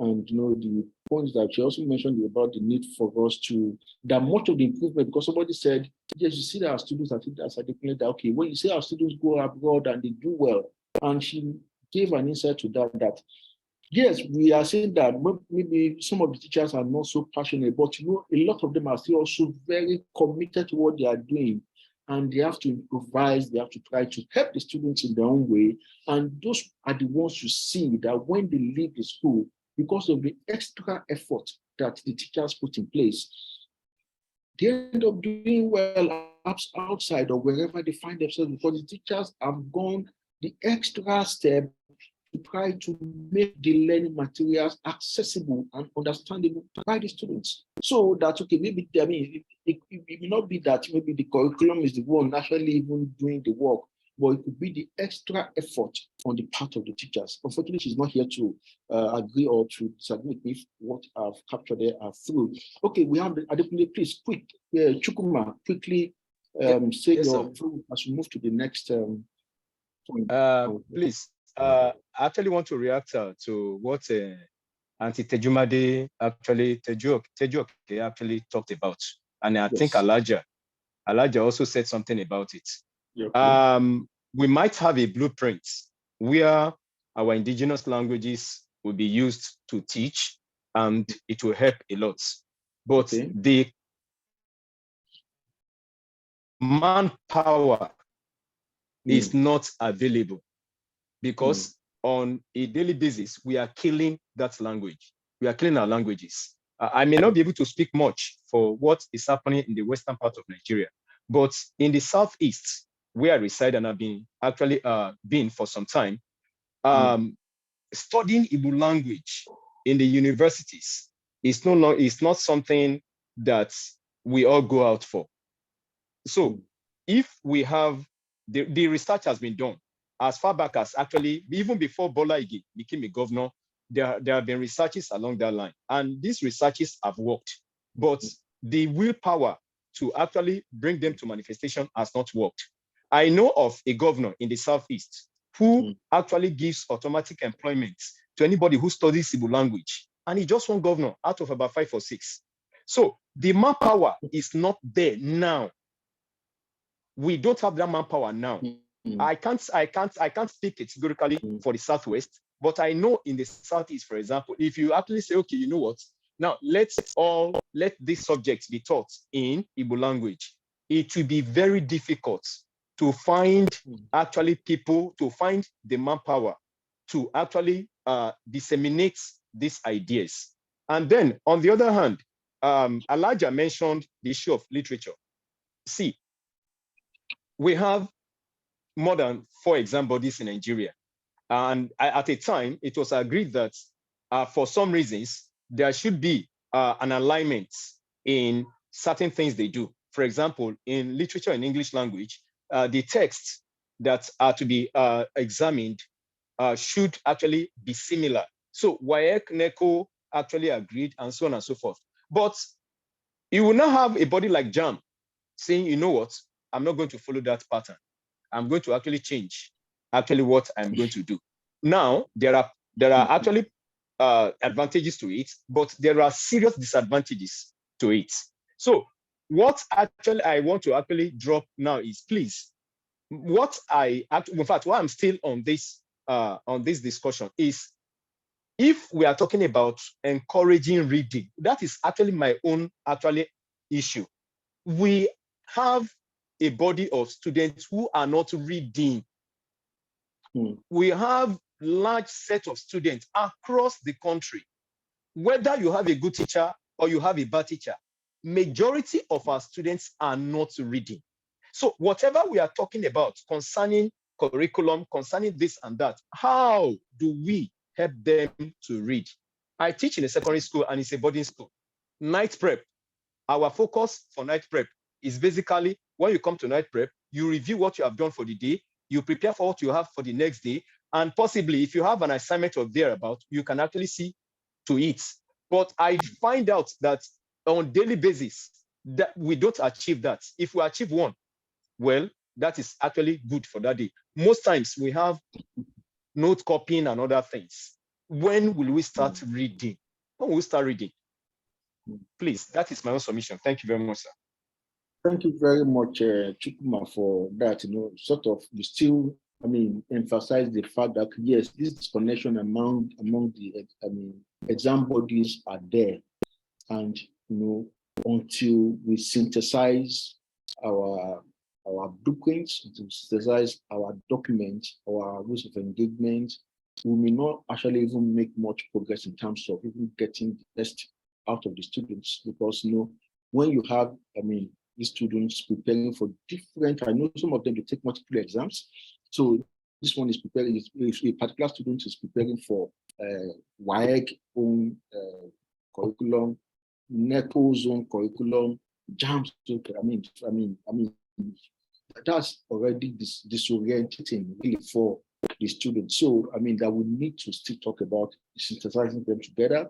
And you saw something about the blueprint. Okay, we have the manpower to implement the blueprint. Is the manpower there? Okay, who want to use local language? Do we have enough people? And I think I asked that question earlier. I know I asked them when they mentioned that. Do we have teachers who are able to teach these local languages? And she said, yes, with training, with exposure to training, yes, maybe they can catch up and they'll be able to dispense knowledge in these local languages. So, so I think these are part of our languages are actually endangered presently, because most of us, most parents, we communicate with our children in English language. Most of the children don't even know what the local language sound like. If they do, they can't communicate in it. And we are in a way also killing or endangering our local language, and we need to also work with that, because now there's much discussion around local language, but to what extent will that be successful when we say we want to adopt that policy? So I believe I capture. So I see Olabisi is back and she's raising her hand. So maybe she wants to conclude what she was saying earlier. Olabisi, you have the floor, please. You can conclude your thoughts. Okay. Thanks. Thank God the truncating network is back. I believe you can all hear me now. Yeah, sure, definitely. So I'm talking about the field of arts being neglected. You will all agree with me that at a point in time, literature used to be for all. I think it was with the introduction of this JSS 6334 system that system or method was expunged from the or was streamlined to the art classes. Because I could remember vividly in my secondary school days, from Form 1 to Form 5, we go to different classes in Form 4.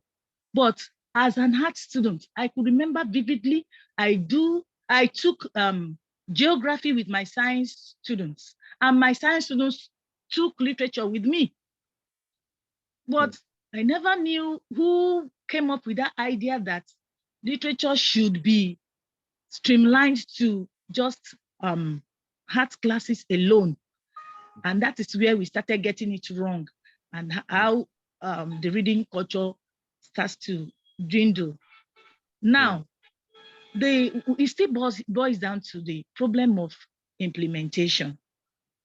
Because if we have quality hands that really have the passion to implement what will be beneficial to our students, we'll have to revive the reading culture. And doing that is now an Herculean task with all the distractions of the modern technology, the internet. Now, to have students to read hardcover is now limited just to literature. Even in literature class, the spirit is not there. It's no longer there.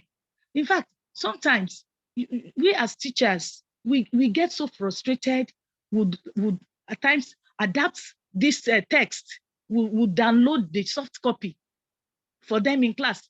That's when you get them woken up to activities in class.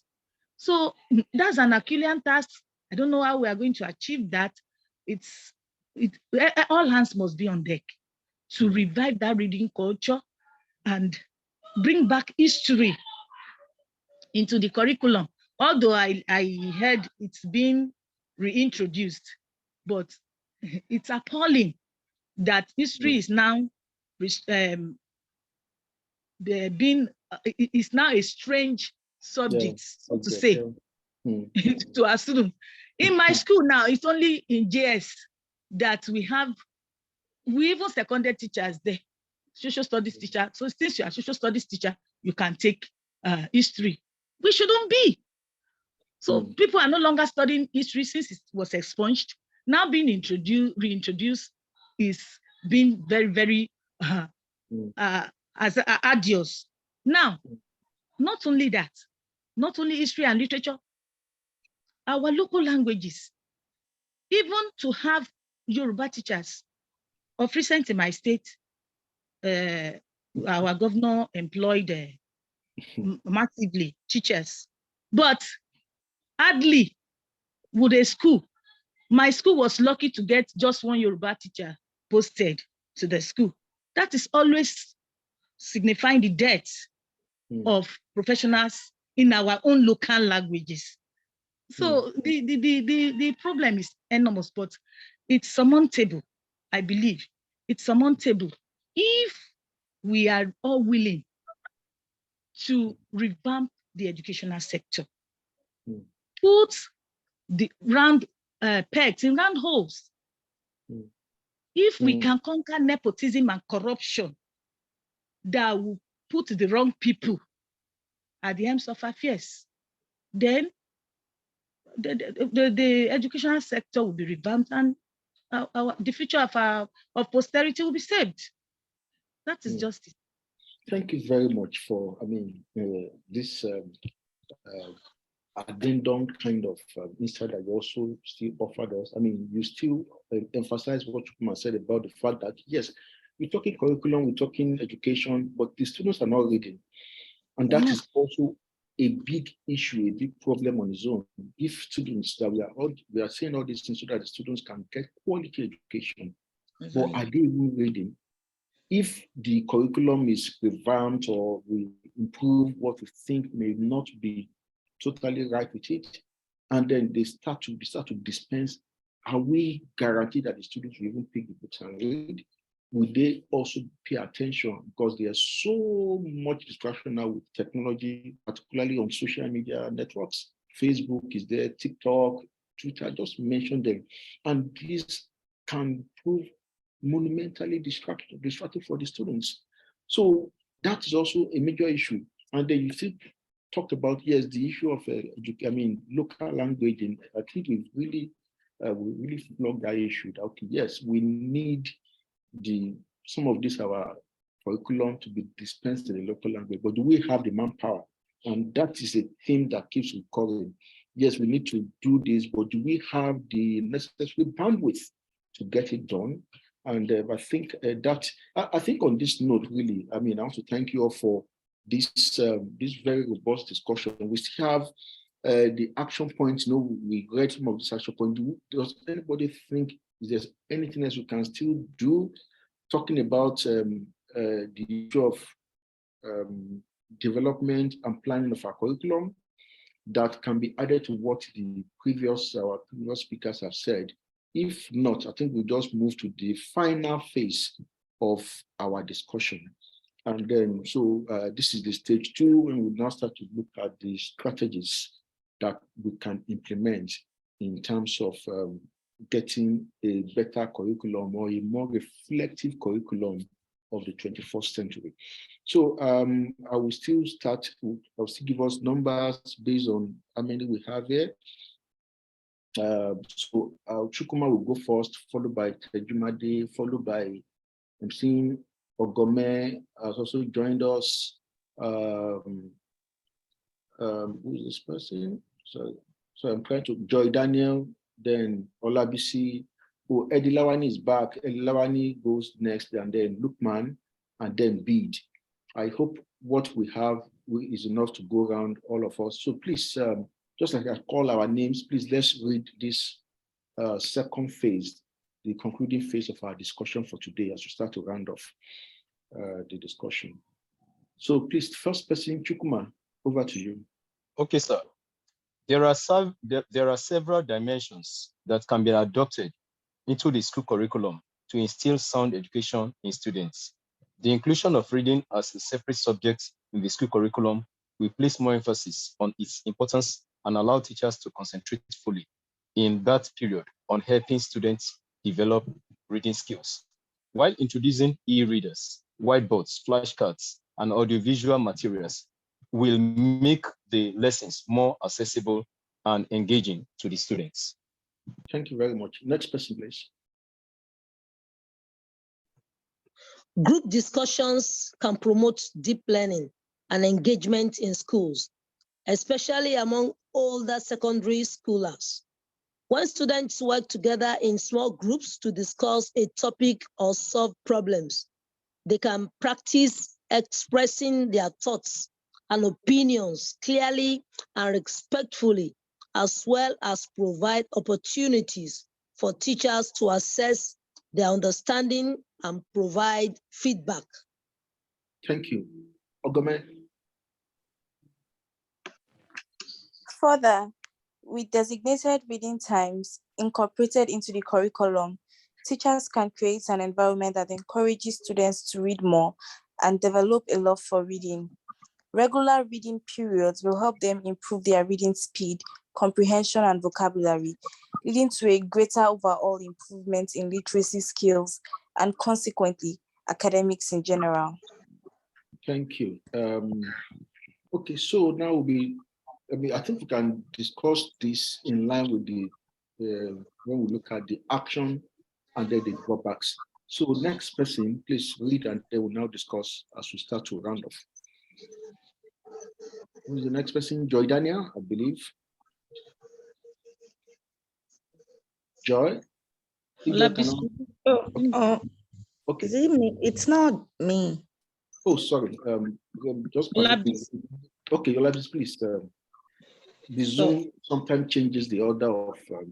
I would also add that this project. No, we are reading at the moment. We will now, when we finish reading, we will now take the discussion. So we are reading to us from a primary setback. You read this paragraph and end at play. Teachers who like, you are reading from here. Reading from what's on there? Yes. Drawbacks? Yes, from here, from the primary drawback, then you stop at play. Okay, school may not have the required, is that it? No, not here. From here, the top. Okay, teachers. Yes, that's the primary drawback.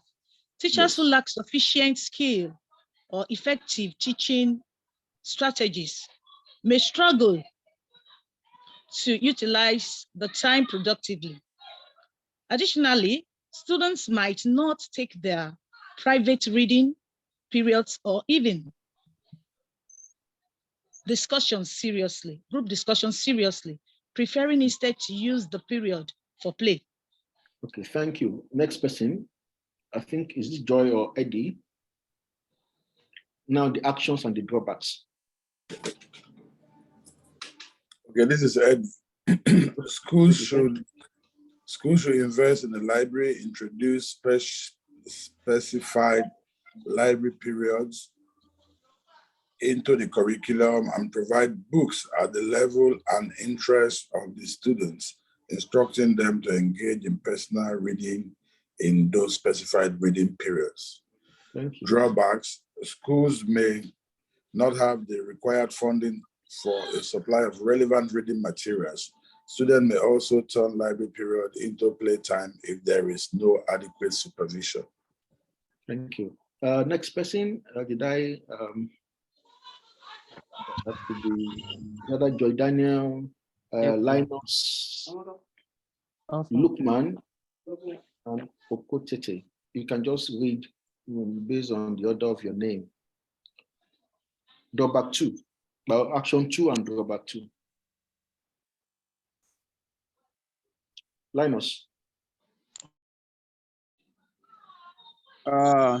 It says teachers should engage students in long hours of literacy activity during designated class.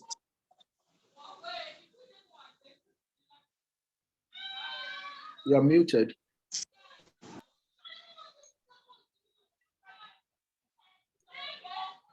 Okay, I think maybe his network is acting funny.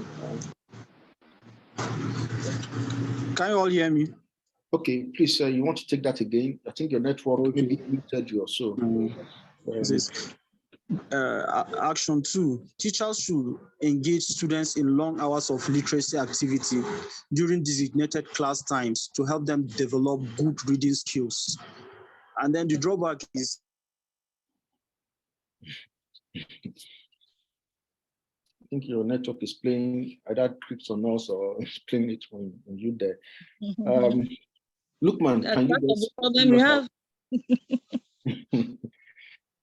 Lookman. Okay. Reading should be introduced as a separate subject in the curriculum. Priority attention should be given to literacy as it is the foundation for most learning. Drawback: high-ranking conservative individuals in the educational sector and in government may delay or even prevent the change. Thank you. Who's next? Me. Abraham. Okay, please. If you can read. Okay. Drawback, action 3 and then drawback 3. Oh, sorry. I think that's what my just read now. 4. Yes. Make learning aids such as e-readers, whiteboards, and audiovisual materials as an important part of the curriculum. With these tools, the lessons can be made more accessible and engaging to the students. This strategy depends heavily on you didn't tell us this drawback. You are reading as if it's one that is one action, and then is a drawback. Yes. The drawback. This strategy depends heavily on financial support from the government and donations from the private sector. Thank you very much. Next person, please. We have somebody else. Action 5, and then drawback. Abraham. Action. Provisions can be made in the curriculum for teachers to provide as much personal support as possible to students by working with them one-on-one or in small groups. This can help to identify any issues with schoolwork and provide targeted support. Then the drawback. The current teacher-to-student ratio cannot support this, and introduction of more teachers into the school system requires significant funds. Thank you very much. So let's discuss this now. I mean, we are looking at now strategies based on what we've read. What are the possible strategies that we need to, yes, we've said there are issues that need to be addressed. The curriculum maybe not totally bad, as holes, as gaps that need to be filled, that need to be corrected. Now we are now discussing strategies for doing that. So, and those are what we've been reading now. We've talked about the issues. Now we are now looking at the strategies. What do you think? How should we, these actions and drawbacks, do you think they actually reflect how the strategy we should use to address our curriculum system or whatever may be wrong with it? Please, you have the floor. Whoever wants to talk can just raise your hand, and then let's meet you, and then we hear from you. You can speak to these actions if you think they reflect what can be done, or you can dispute them, because these are just propositions. And then, I mean, you can look at the drawbacks for each of them. Okay, we have Olabisi raising her hand. Please, over to you. You have the floor. Yes, I would like to talk about the group projects. Okay. Schools should invest in where is it in the actions? Let me see. Okay, that should be, is it 4? Okay, let me just discuss it as I have it with me here. Okay. So group projects, especially to get students to read again, should be made, should be structured to be all engaging, so that each member of the group will be a contributor. And instead of just making them read, you make them to critique the text they have read in their own opinions, in their own words. So that a whole text will be apportioned in chapters to each member of the group. It's not just having one of the students or picking representatives to present their papers. No, it will be all inclusive. In that manner, every member of such a group will be forced to work because a portion of the text is apportioned to him or her already. And we don't only do this as class exercise alone, we'll make it part of the continuous assessment. So once each student knows that his or her own contribution to that group work fetches him or her a substantial part of his assessment, I think they will sit up. So that's. Thank you very much for as that. per getting them to read. Yeah, we can encourage students to read by making reading a point-based effort. So they're not just reading because they are being compared, but they know that they will get points or they may even lose points by not reading. So I think that is also a way we call it incentive, but more or less like an incentive that has a punitive side to read, and the incentive side, okay, when you read, you get points. If you don't read, you lose points, and that's the punitive aspect of it. Thank you for that suggestion. That is also a strategy that we can use to encourage reading among the students, because if the curriculum is even improved on and the students that the curriculum is meant for are not really consuming, they are not making, the most of it, the purpose will have been defeated. Thank you very much. Any other thoughts or any other insight, or somebody disagree, don't agree with what she said, please, you have the floor. Let's hear you, please. Any other thoughts on this, on the strategy that we can use? And do you think some of these actions and drawbacks? Yes, please, you have the floor. Please, let's hear you. Okay. I want to suggest that Abraham. Okay. Oh, sorry. Please go ahead. Why we call Abraham? I want to suggest that parents should encourage their children to develop a positive attitude towards reading. Okay. To this end, they should include in their budgets, reading materials for their children. They can also read, have libraries at home and all that. One practical example that I'm doing, I have a library at home.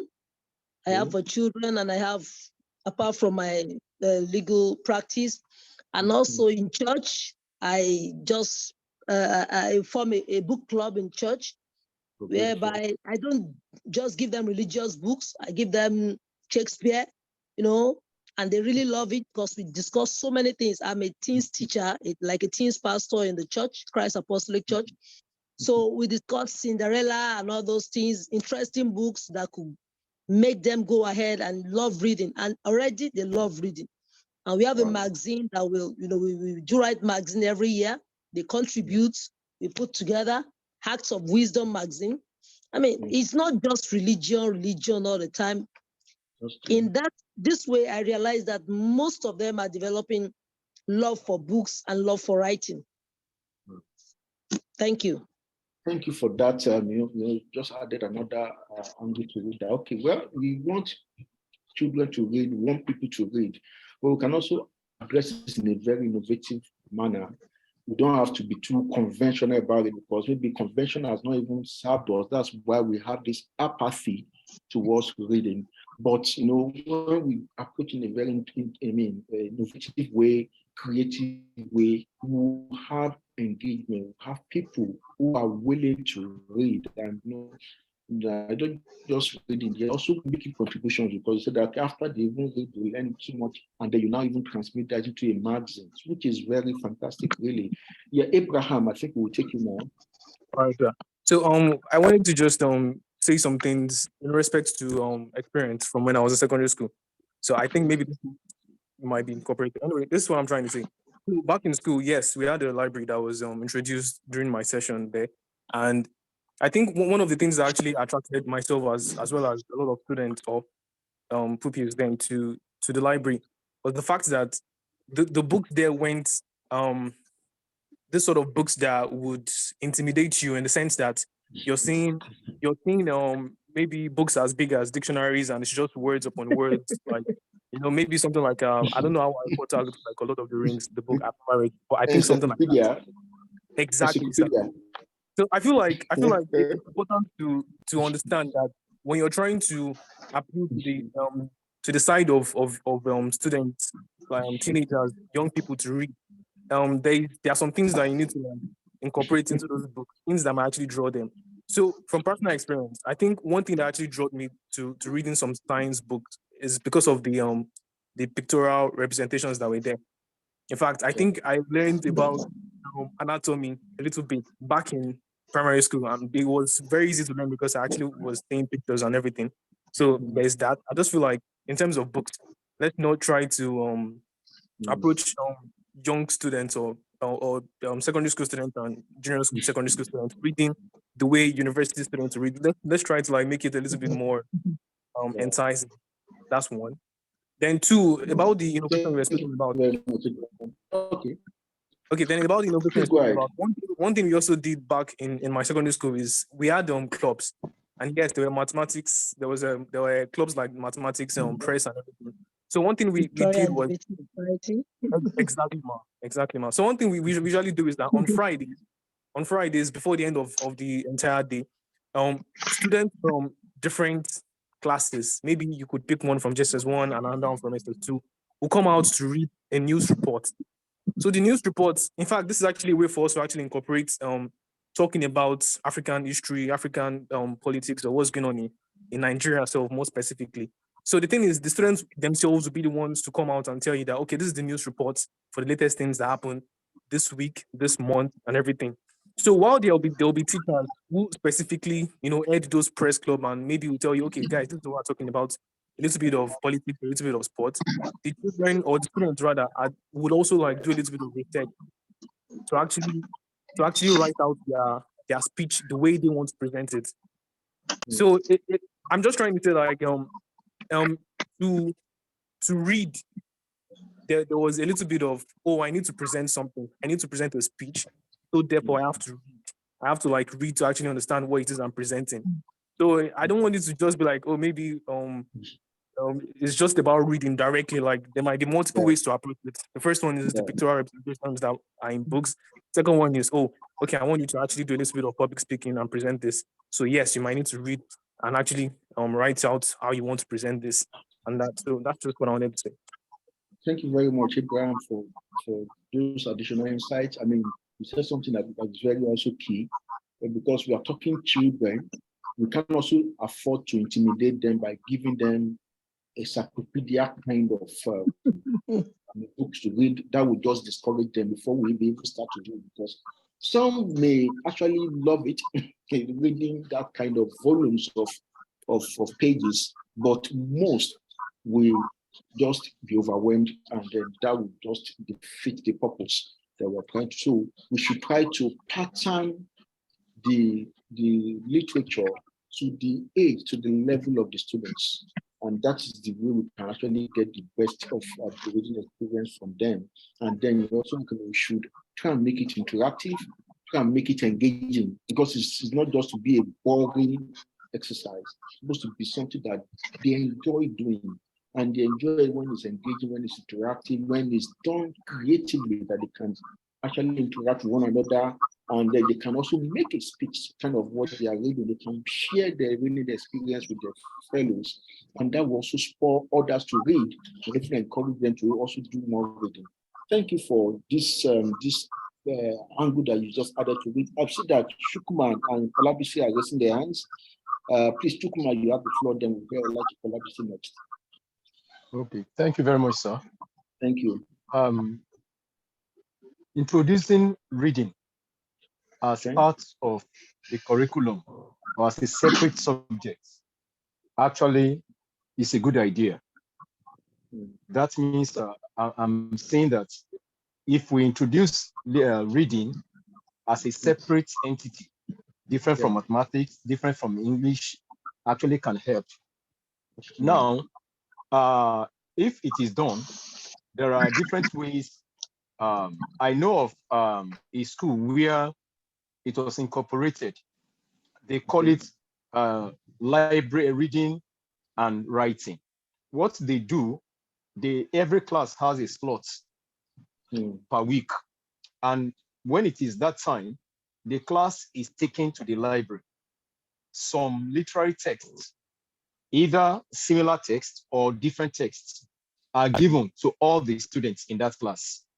And then the teacher assigned stay with them for that period. They read for about 20 minutes. They don't have to read the entire book at the same time. They read for about 20 minutes, and then they spend about 15 minutes trying to actually summarize what they have read. Then the teacher collects the writing books and then goes through them rather, and then apportions mark. And at the end of the term, attempt is made to reward those that have actually read substantially. Now, that worked in that school, but problem came when the issue of supervision was not actually dealt with. So, as it was mentioned on the platform here, if we are talking about reading being separated and then given its own life, emphasis should also be placed on supervision. Then another thing that was actually looked at is the idea of developing the libraries should actually be looked into. Some schools, let me not say most schools because I don't have the facts, don't have functional libraries. Some schools don't have functional libraries. So attempts should be made. In fact, I can't remember when I was in secondary school, I went to a public school in Lagos. I can't remember ever seeing the library. I think the only time I even saw anything that had to do with introductory technology, as it was called then, was when we were expecting inspectors from the Federal Ministry of Education, and for one reason or the other, the Lagos State Ministry of Education had to quickly rush it, and whether they borrowed the lathe machine, I can't remember, but we were just told on that day that this is lathe machine, it is used for making nails and so on and so forth, and we didn't see it. So efforts should be made to actually provide functional libraries. Now, my brother that mentioned the issue of intimidating books, it may not really go that far. If you are teaching upper secondary school, senior secondary school, SS1, SS2, SS3, attempts may be made. I use the word may because it's a personal thing. May be made to drop crumbs for them. Drop crumbs in the sense that as you teach, you may actually drop some ideas that will require them to actually go. The encyclopedia can be very good if you have a good collection. In my school, we have the Encyclopedia Americana, and then we have another set. And it helps a lot where you are in a boarding school, for example, to actually get information. So it may not just really be about just giving them books that have pictures. You may also train them by dropping crumbs for them so that they can follow the trails and then get some books that might be intimidating. Then finally, I want to mention the getting classical books actually introduced to our students. There was a time I had to go to Ibadan. I was sent by the proprietor of my school, who happened to be a professor, and to actually, in fact, he knows the value of reading. So he was like, okay, you know what? Go to Ibadan, go to some of these publishing houses. He gave me about 500,000, and I had to actually personally go to publishing houses, go to booksellers Ibadan, and then get a lot of books. And I remember when the inspectors came from WAEC, from NECO, and from the Federal Ministry of Education, they were like, wow, how did you guys do this? And I remember that some of the books they saw, one of the professors who actually came with NECO said, how can you have Three Musketeers, the unabridged version? And he saw War and Peace by Tolstoy. He saw some interesting classics, and he was very, very happy about it. And I discovered that some of the students who have passed through our own school, actually who have been introduced to these classes, have actually come back to say, thank you for giving me the opportunity of actually not just being told about them, but seeing them and reading them. So if we introduce some of these classics to ask children, to our students.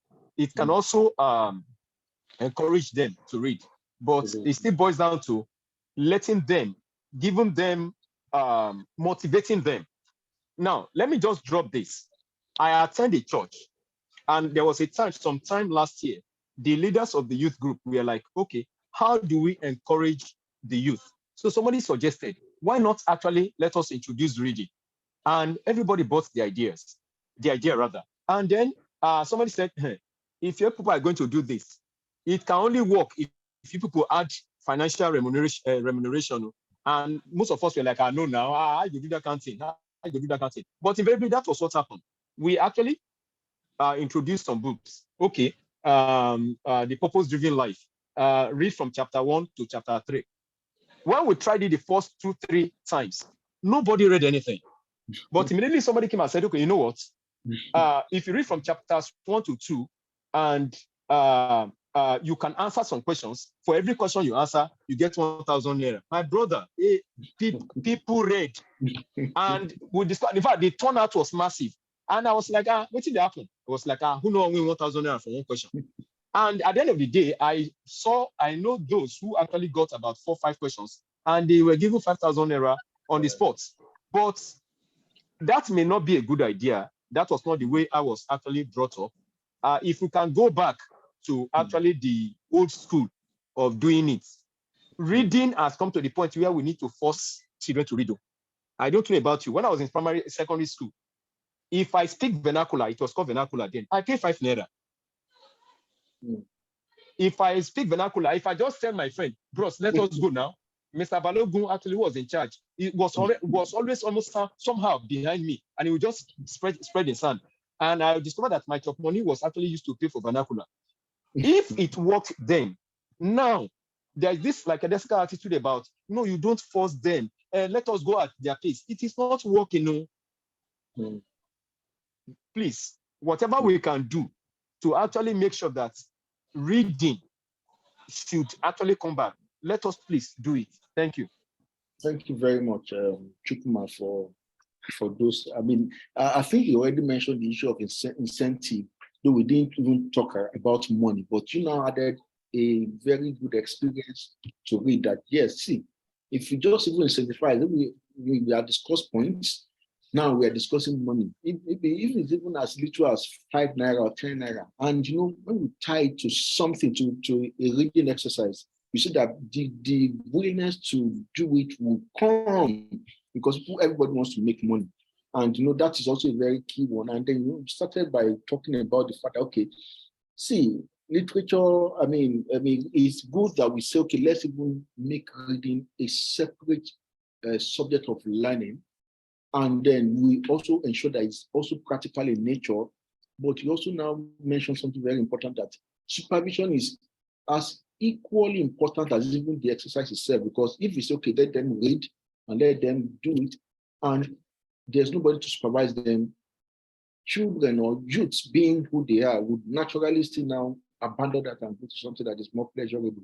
But when we now even added the dimension of incentives to it, then we can be sure that we'll have lots of buying, and which is also a very good position. Thank you very much. I see that Olabisi is also raising your hand. Please, let's hear you before we listen to Bid, for what he has taken in terms of notes for us to look at. Olabisi, over to you, please.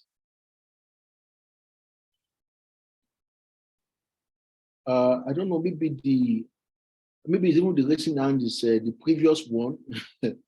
Okay, but if it's not, I think, does anybody else have something to? I see that in the chat box, we've had quite another very engaging round of discussion going on there. I mean, in terms of, okay, I may not be able to go through that now because of our time, but this guide, as I mentioned earlier, was developed by Bid. Bid, if you are here, let's meet you, please. I don't know if you can show your. He's the one that developed this guide that we are reading today, and much credit to him for it's his first attempt. I know he's done a good job giving us good platform for discussion, and so he's also our note taker. Bid, can you share your notes with us about what are the themes that are recurring in what our panelists have discussed? What are the values that you've picked out from all the discussions? And then what are the action points that you've been able to take note of? Be it over to you, if you. Okay, I would, maybe I should try and share my screen. Please, okay, yes, you should be able to share your screen.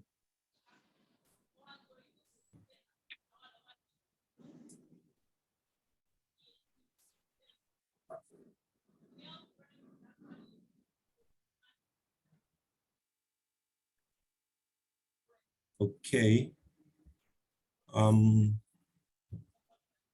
So that can, let's see. Can you, okay. Yes, so you can see. Just make it a little bit bigger. Make it bigger so that we can see. You can just drag the edges. Or just, okay, yeah, good. From that bottom. Yeah. Okay, it's too much. It's too much. It's out of view. Okay, it's fine this way. Is it okay? Making it smaller again. Can you make it a little bit bigger so that we can see? You know, it's not just us. People on Facebook are also seeing. So it's okay like this. Please go ahead. Okay. I think we do have some interesting. What do you want to eat? First of all, we had the first speaker at the beginning talking about us pursuing SMART goals. The curriculum needs to follow. It has to be. I can't quite remember but there's measurable, there's notion. So it has to pursue SMART goals. And then I think Mr. Lockman coming on to say that we follow an obsolete curriculum. That the curriculum is outdated. We've talked about curriculums, still teach foreign cultures instead of local ones. Okay, and then we have that the curriculum has some positive aspects as well, that it's not all bad. I think that coming from Chukuma. And then we have, people have talked about, we've been using a teacher-centered curriculum. It's not student-friendly. It doesn't really pay attention to what students need. Okay, we have teachers teach to pass. The curriculum is overloaded. I think somebody also mentioned that most schools don't read primary texts. They read secondary texts for exams. So just to kind of, I think that's also speaking to, that probably coming down the line, talking about performance anyway. So they read secondary text for exams just to, go to the exams, pass, and then, forget about everything. The emphasis is placed on methodologies and technicalities rather than practicality. Again, this is also speaking to performance. Okay, it's a little bit different, to performance here. So we are focusing more on the structure, what we think things should be like, rather than actually paying attention to what the students need. And then we have competition among schools contributes to overemphasis on exam scores. So I think this is speaking to the teachers teach to pass. Schools don't even bother to give students the primary text. They just give them the secondary text to just cram, the information and go and, pass the exams. There is a need to stop copy and paste and do some research. Then when we talked about research, there were two sides. One side saying that the research is not the problem. We have brilliant minds who can actually, who have been coming up with brilliant ideas in the past, but it's really about implementing it. So we do not really need research. The research has already been done. What we need is to stop politicizing the process. Okay, and then also speaking, and then of course from the other side of the divide, people are saying, okay, no, the world changes day by day. We need continuous research. We need to, be constantly, analyzing our school system, analyzing the different ways we can improve and the different angles we can introduce to reading. And so we place more emphasis on degree and ignore our technical schools that can teach practical skills. And then also that the curriculum is rich. We actually have a rich curriculum, but our problem is implementation. Again, the implementation here is coming as well. So we need to focus on how to actually provide people who can actually get the job done rather than, actually the curriculum itself. And, along that line as well, talking about nepotism and how it leads to square pegs being placed in round holes. So we don't have the right people coming into positions. We just have people who are appointed to positions because of who they are or because of what they've paid. So we don't actually have, in the sense of nepotism, oh, he's my brother, so he's coming in, he's my nephew, but, we're not interested in bringing the right people in to actually implement the rich curriculum that we already have. And someone said we have blueprints, but we don't have the manpower to implement it.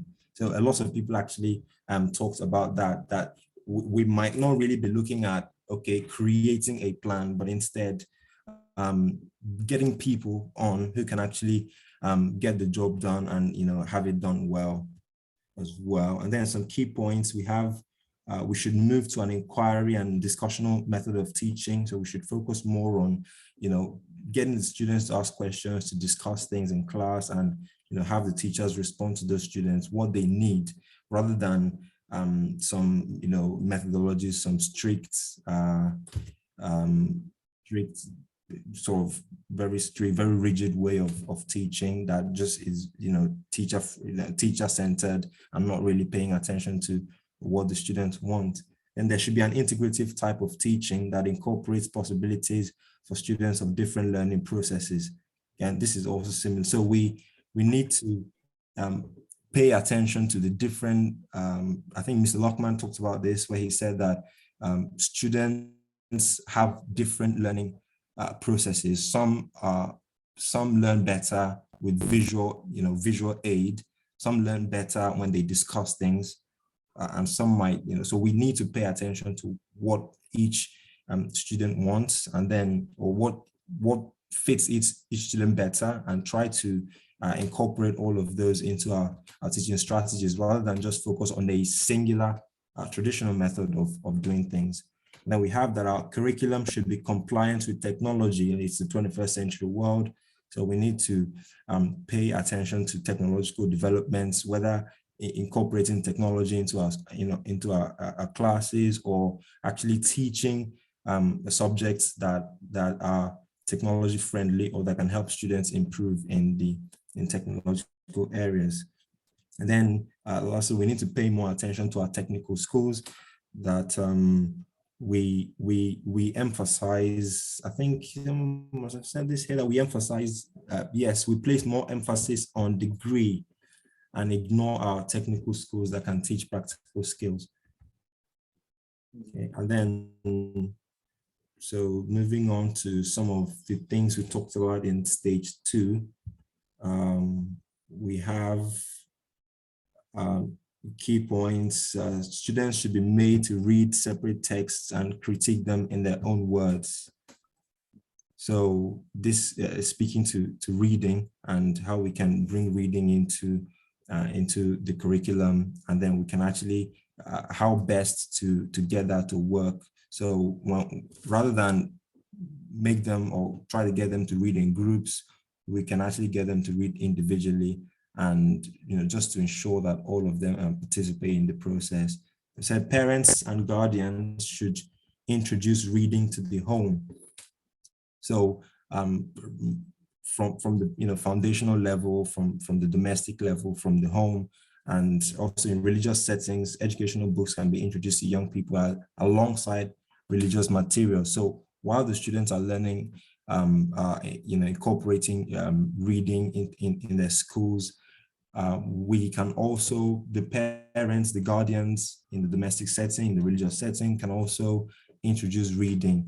It doesn't have to be religious materials alone. So educational books can be introduced to young people alongside reading materials.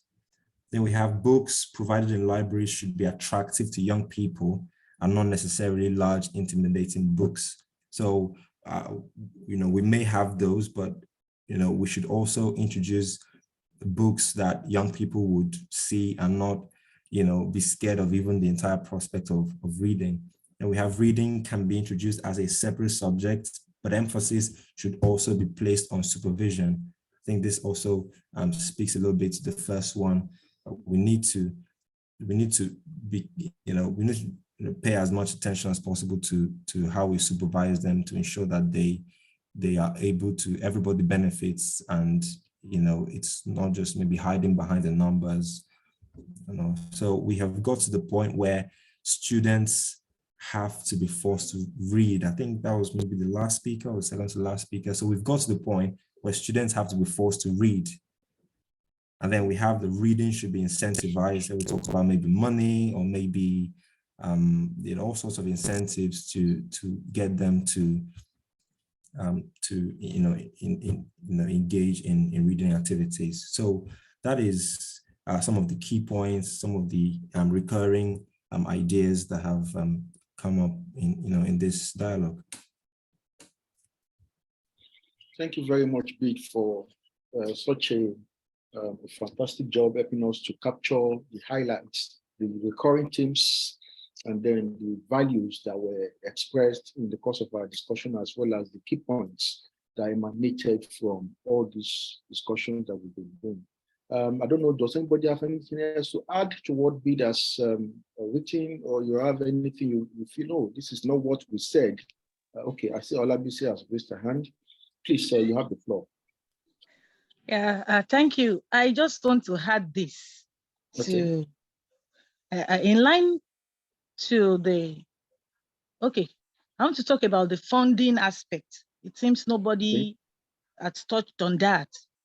Yeah. There is this initiative by the later Governor Ajimobi of Oyo State that really paid off in that, in the area of funding education, especially in the public sector. Most of these are governors. In a bid to win election, they promise free education, and how free is this free education? It left so many things swept under the carpet, because the funding of education is very huge, and I think it shouldn't be dumped on the state government alone. So what the late governor did was to bring in all stakeholders into funding of schools. And through this, so many infrastructures were put in place. I give that, you can verify this in Oyo State. The late Governor Ajimobi did that successfully. He formed schools board for each of the schools, drawing members from old students, bringing in professors to head the schools boards, provided the professor passed through the school or is somehow related to schools or somehow, because then I was in Aberdeen College within UI. So the head of our own schools board then was a professor in UI. And come and see good innovations there that bringing funds into the school.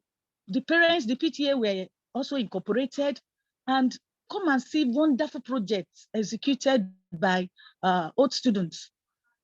E-library, in fact, in Aberdeen, the old students, they divided themselves into sections based on their years.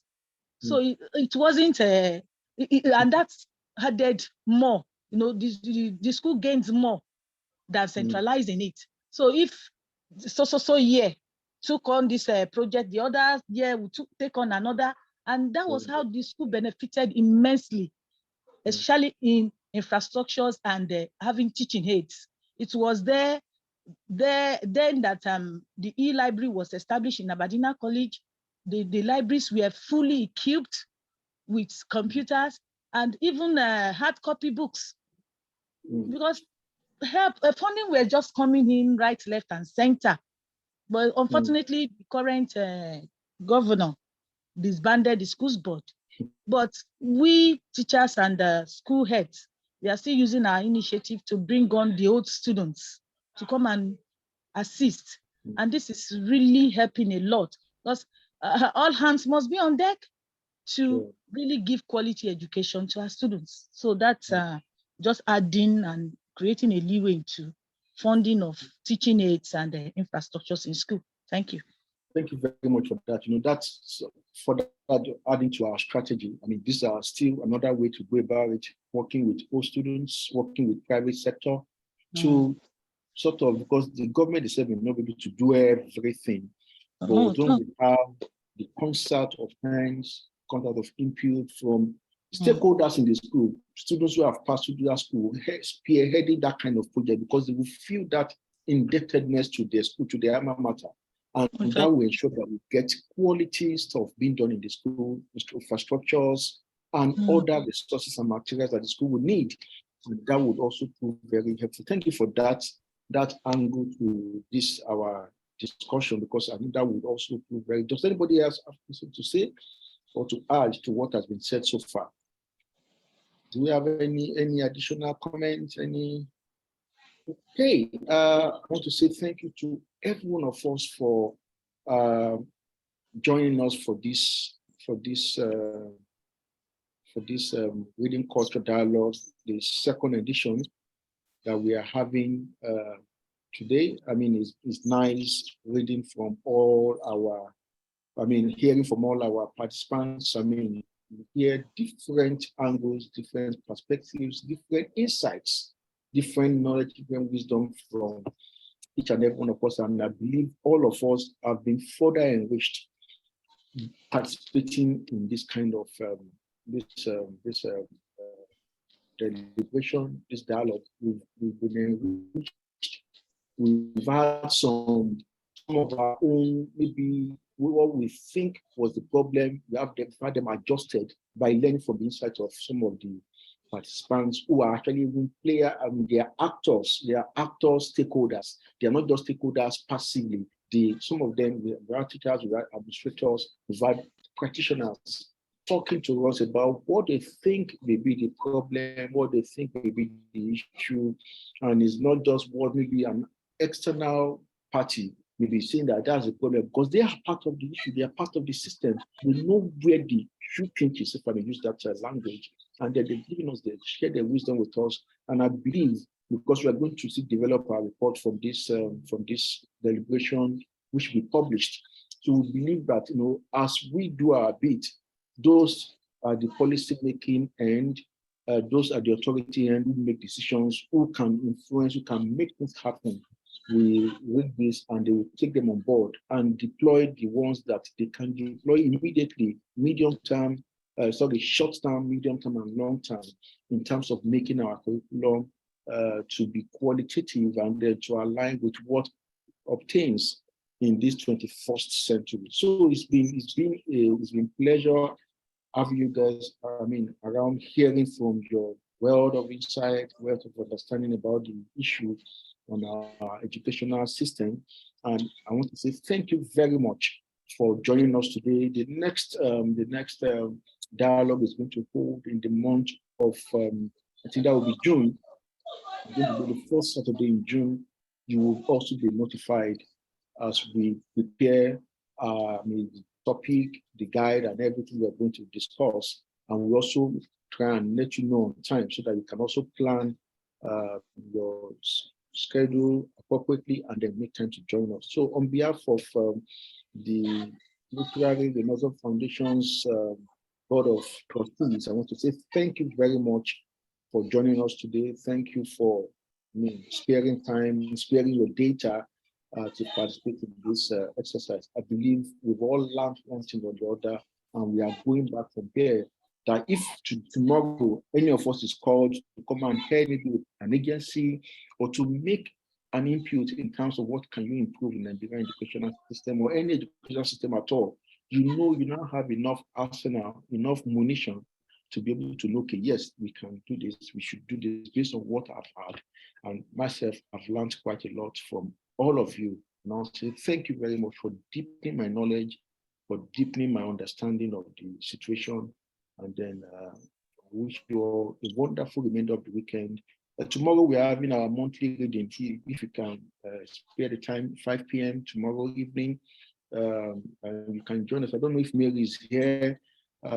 she can drop the link for that, but it will also be streamed live to Facebook, so that those of us who are not on our mailing list might not have gotten the invitation. But if you want to join us, you can talk to any of our members. I mean, people who have been with us for a while.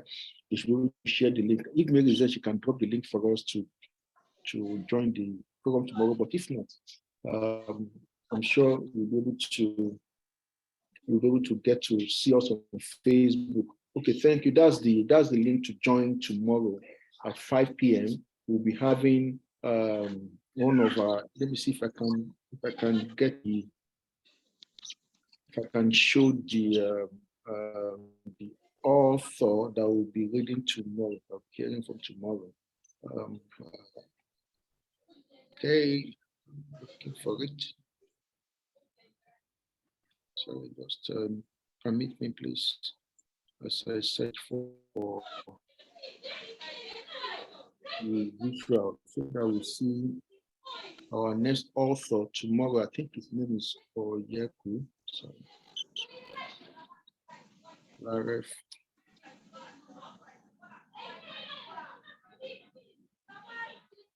Okay.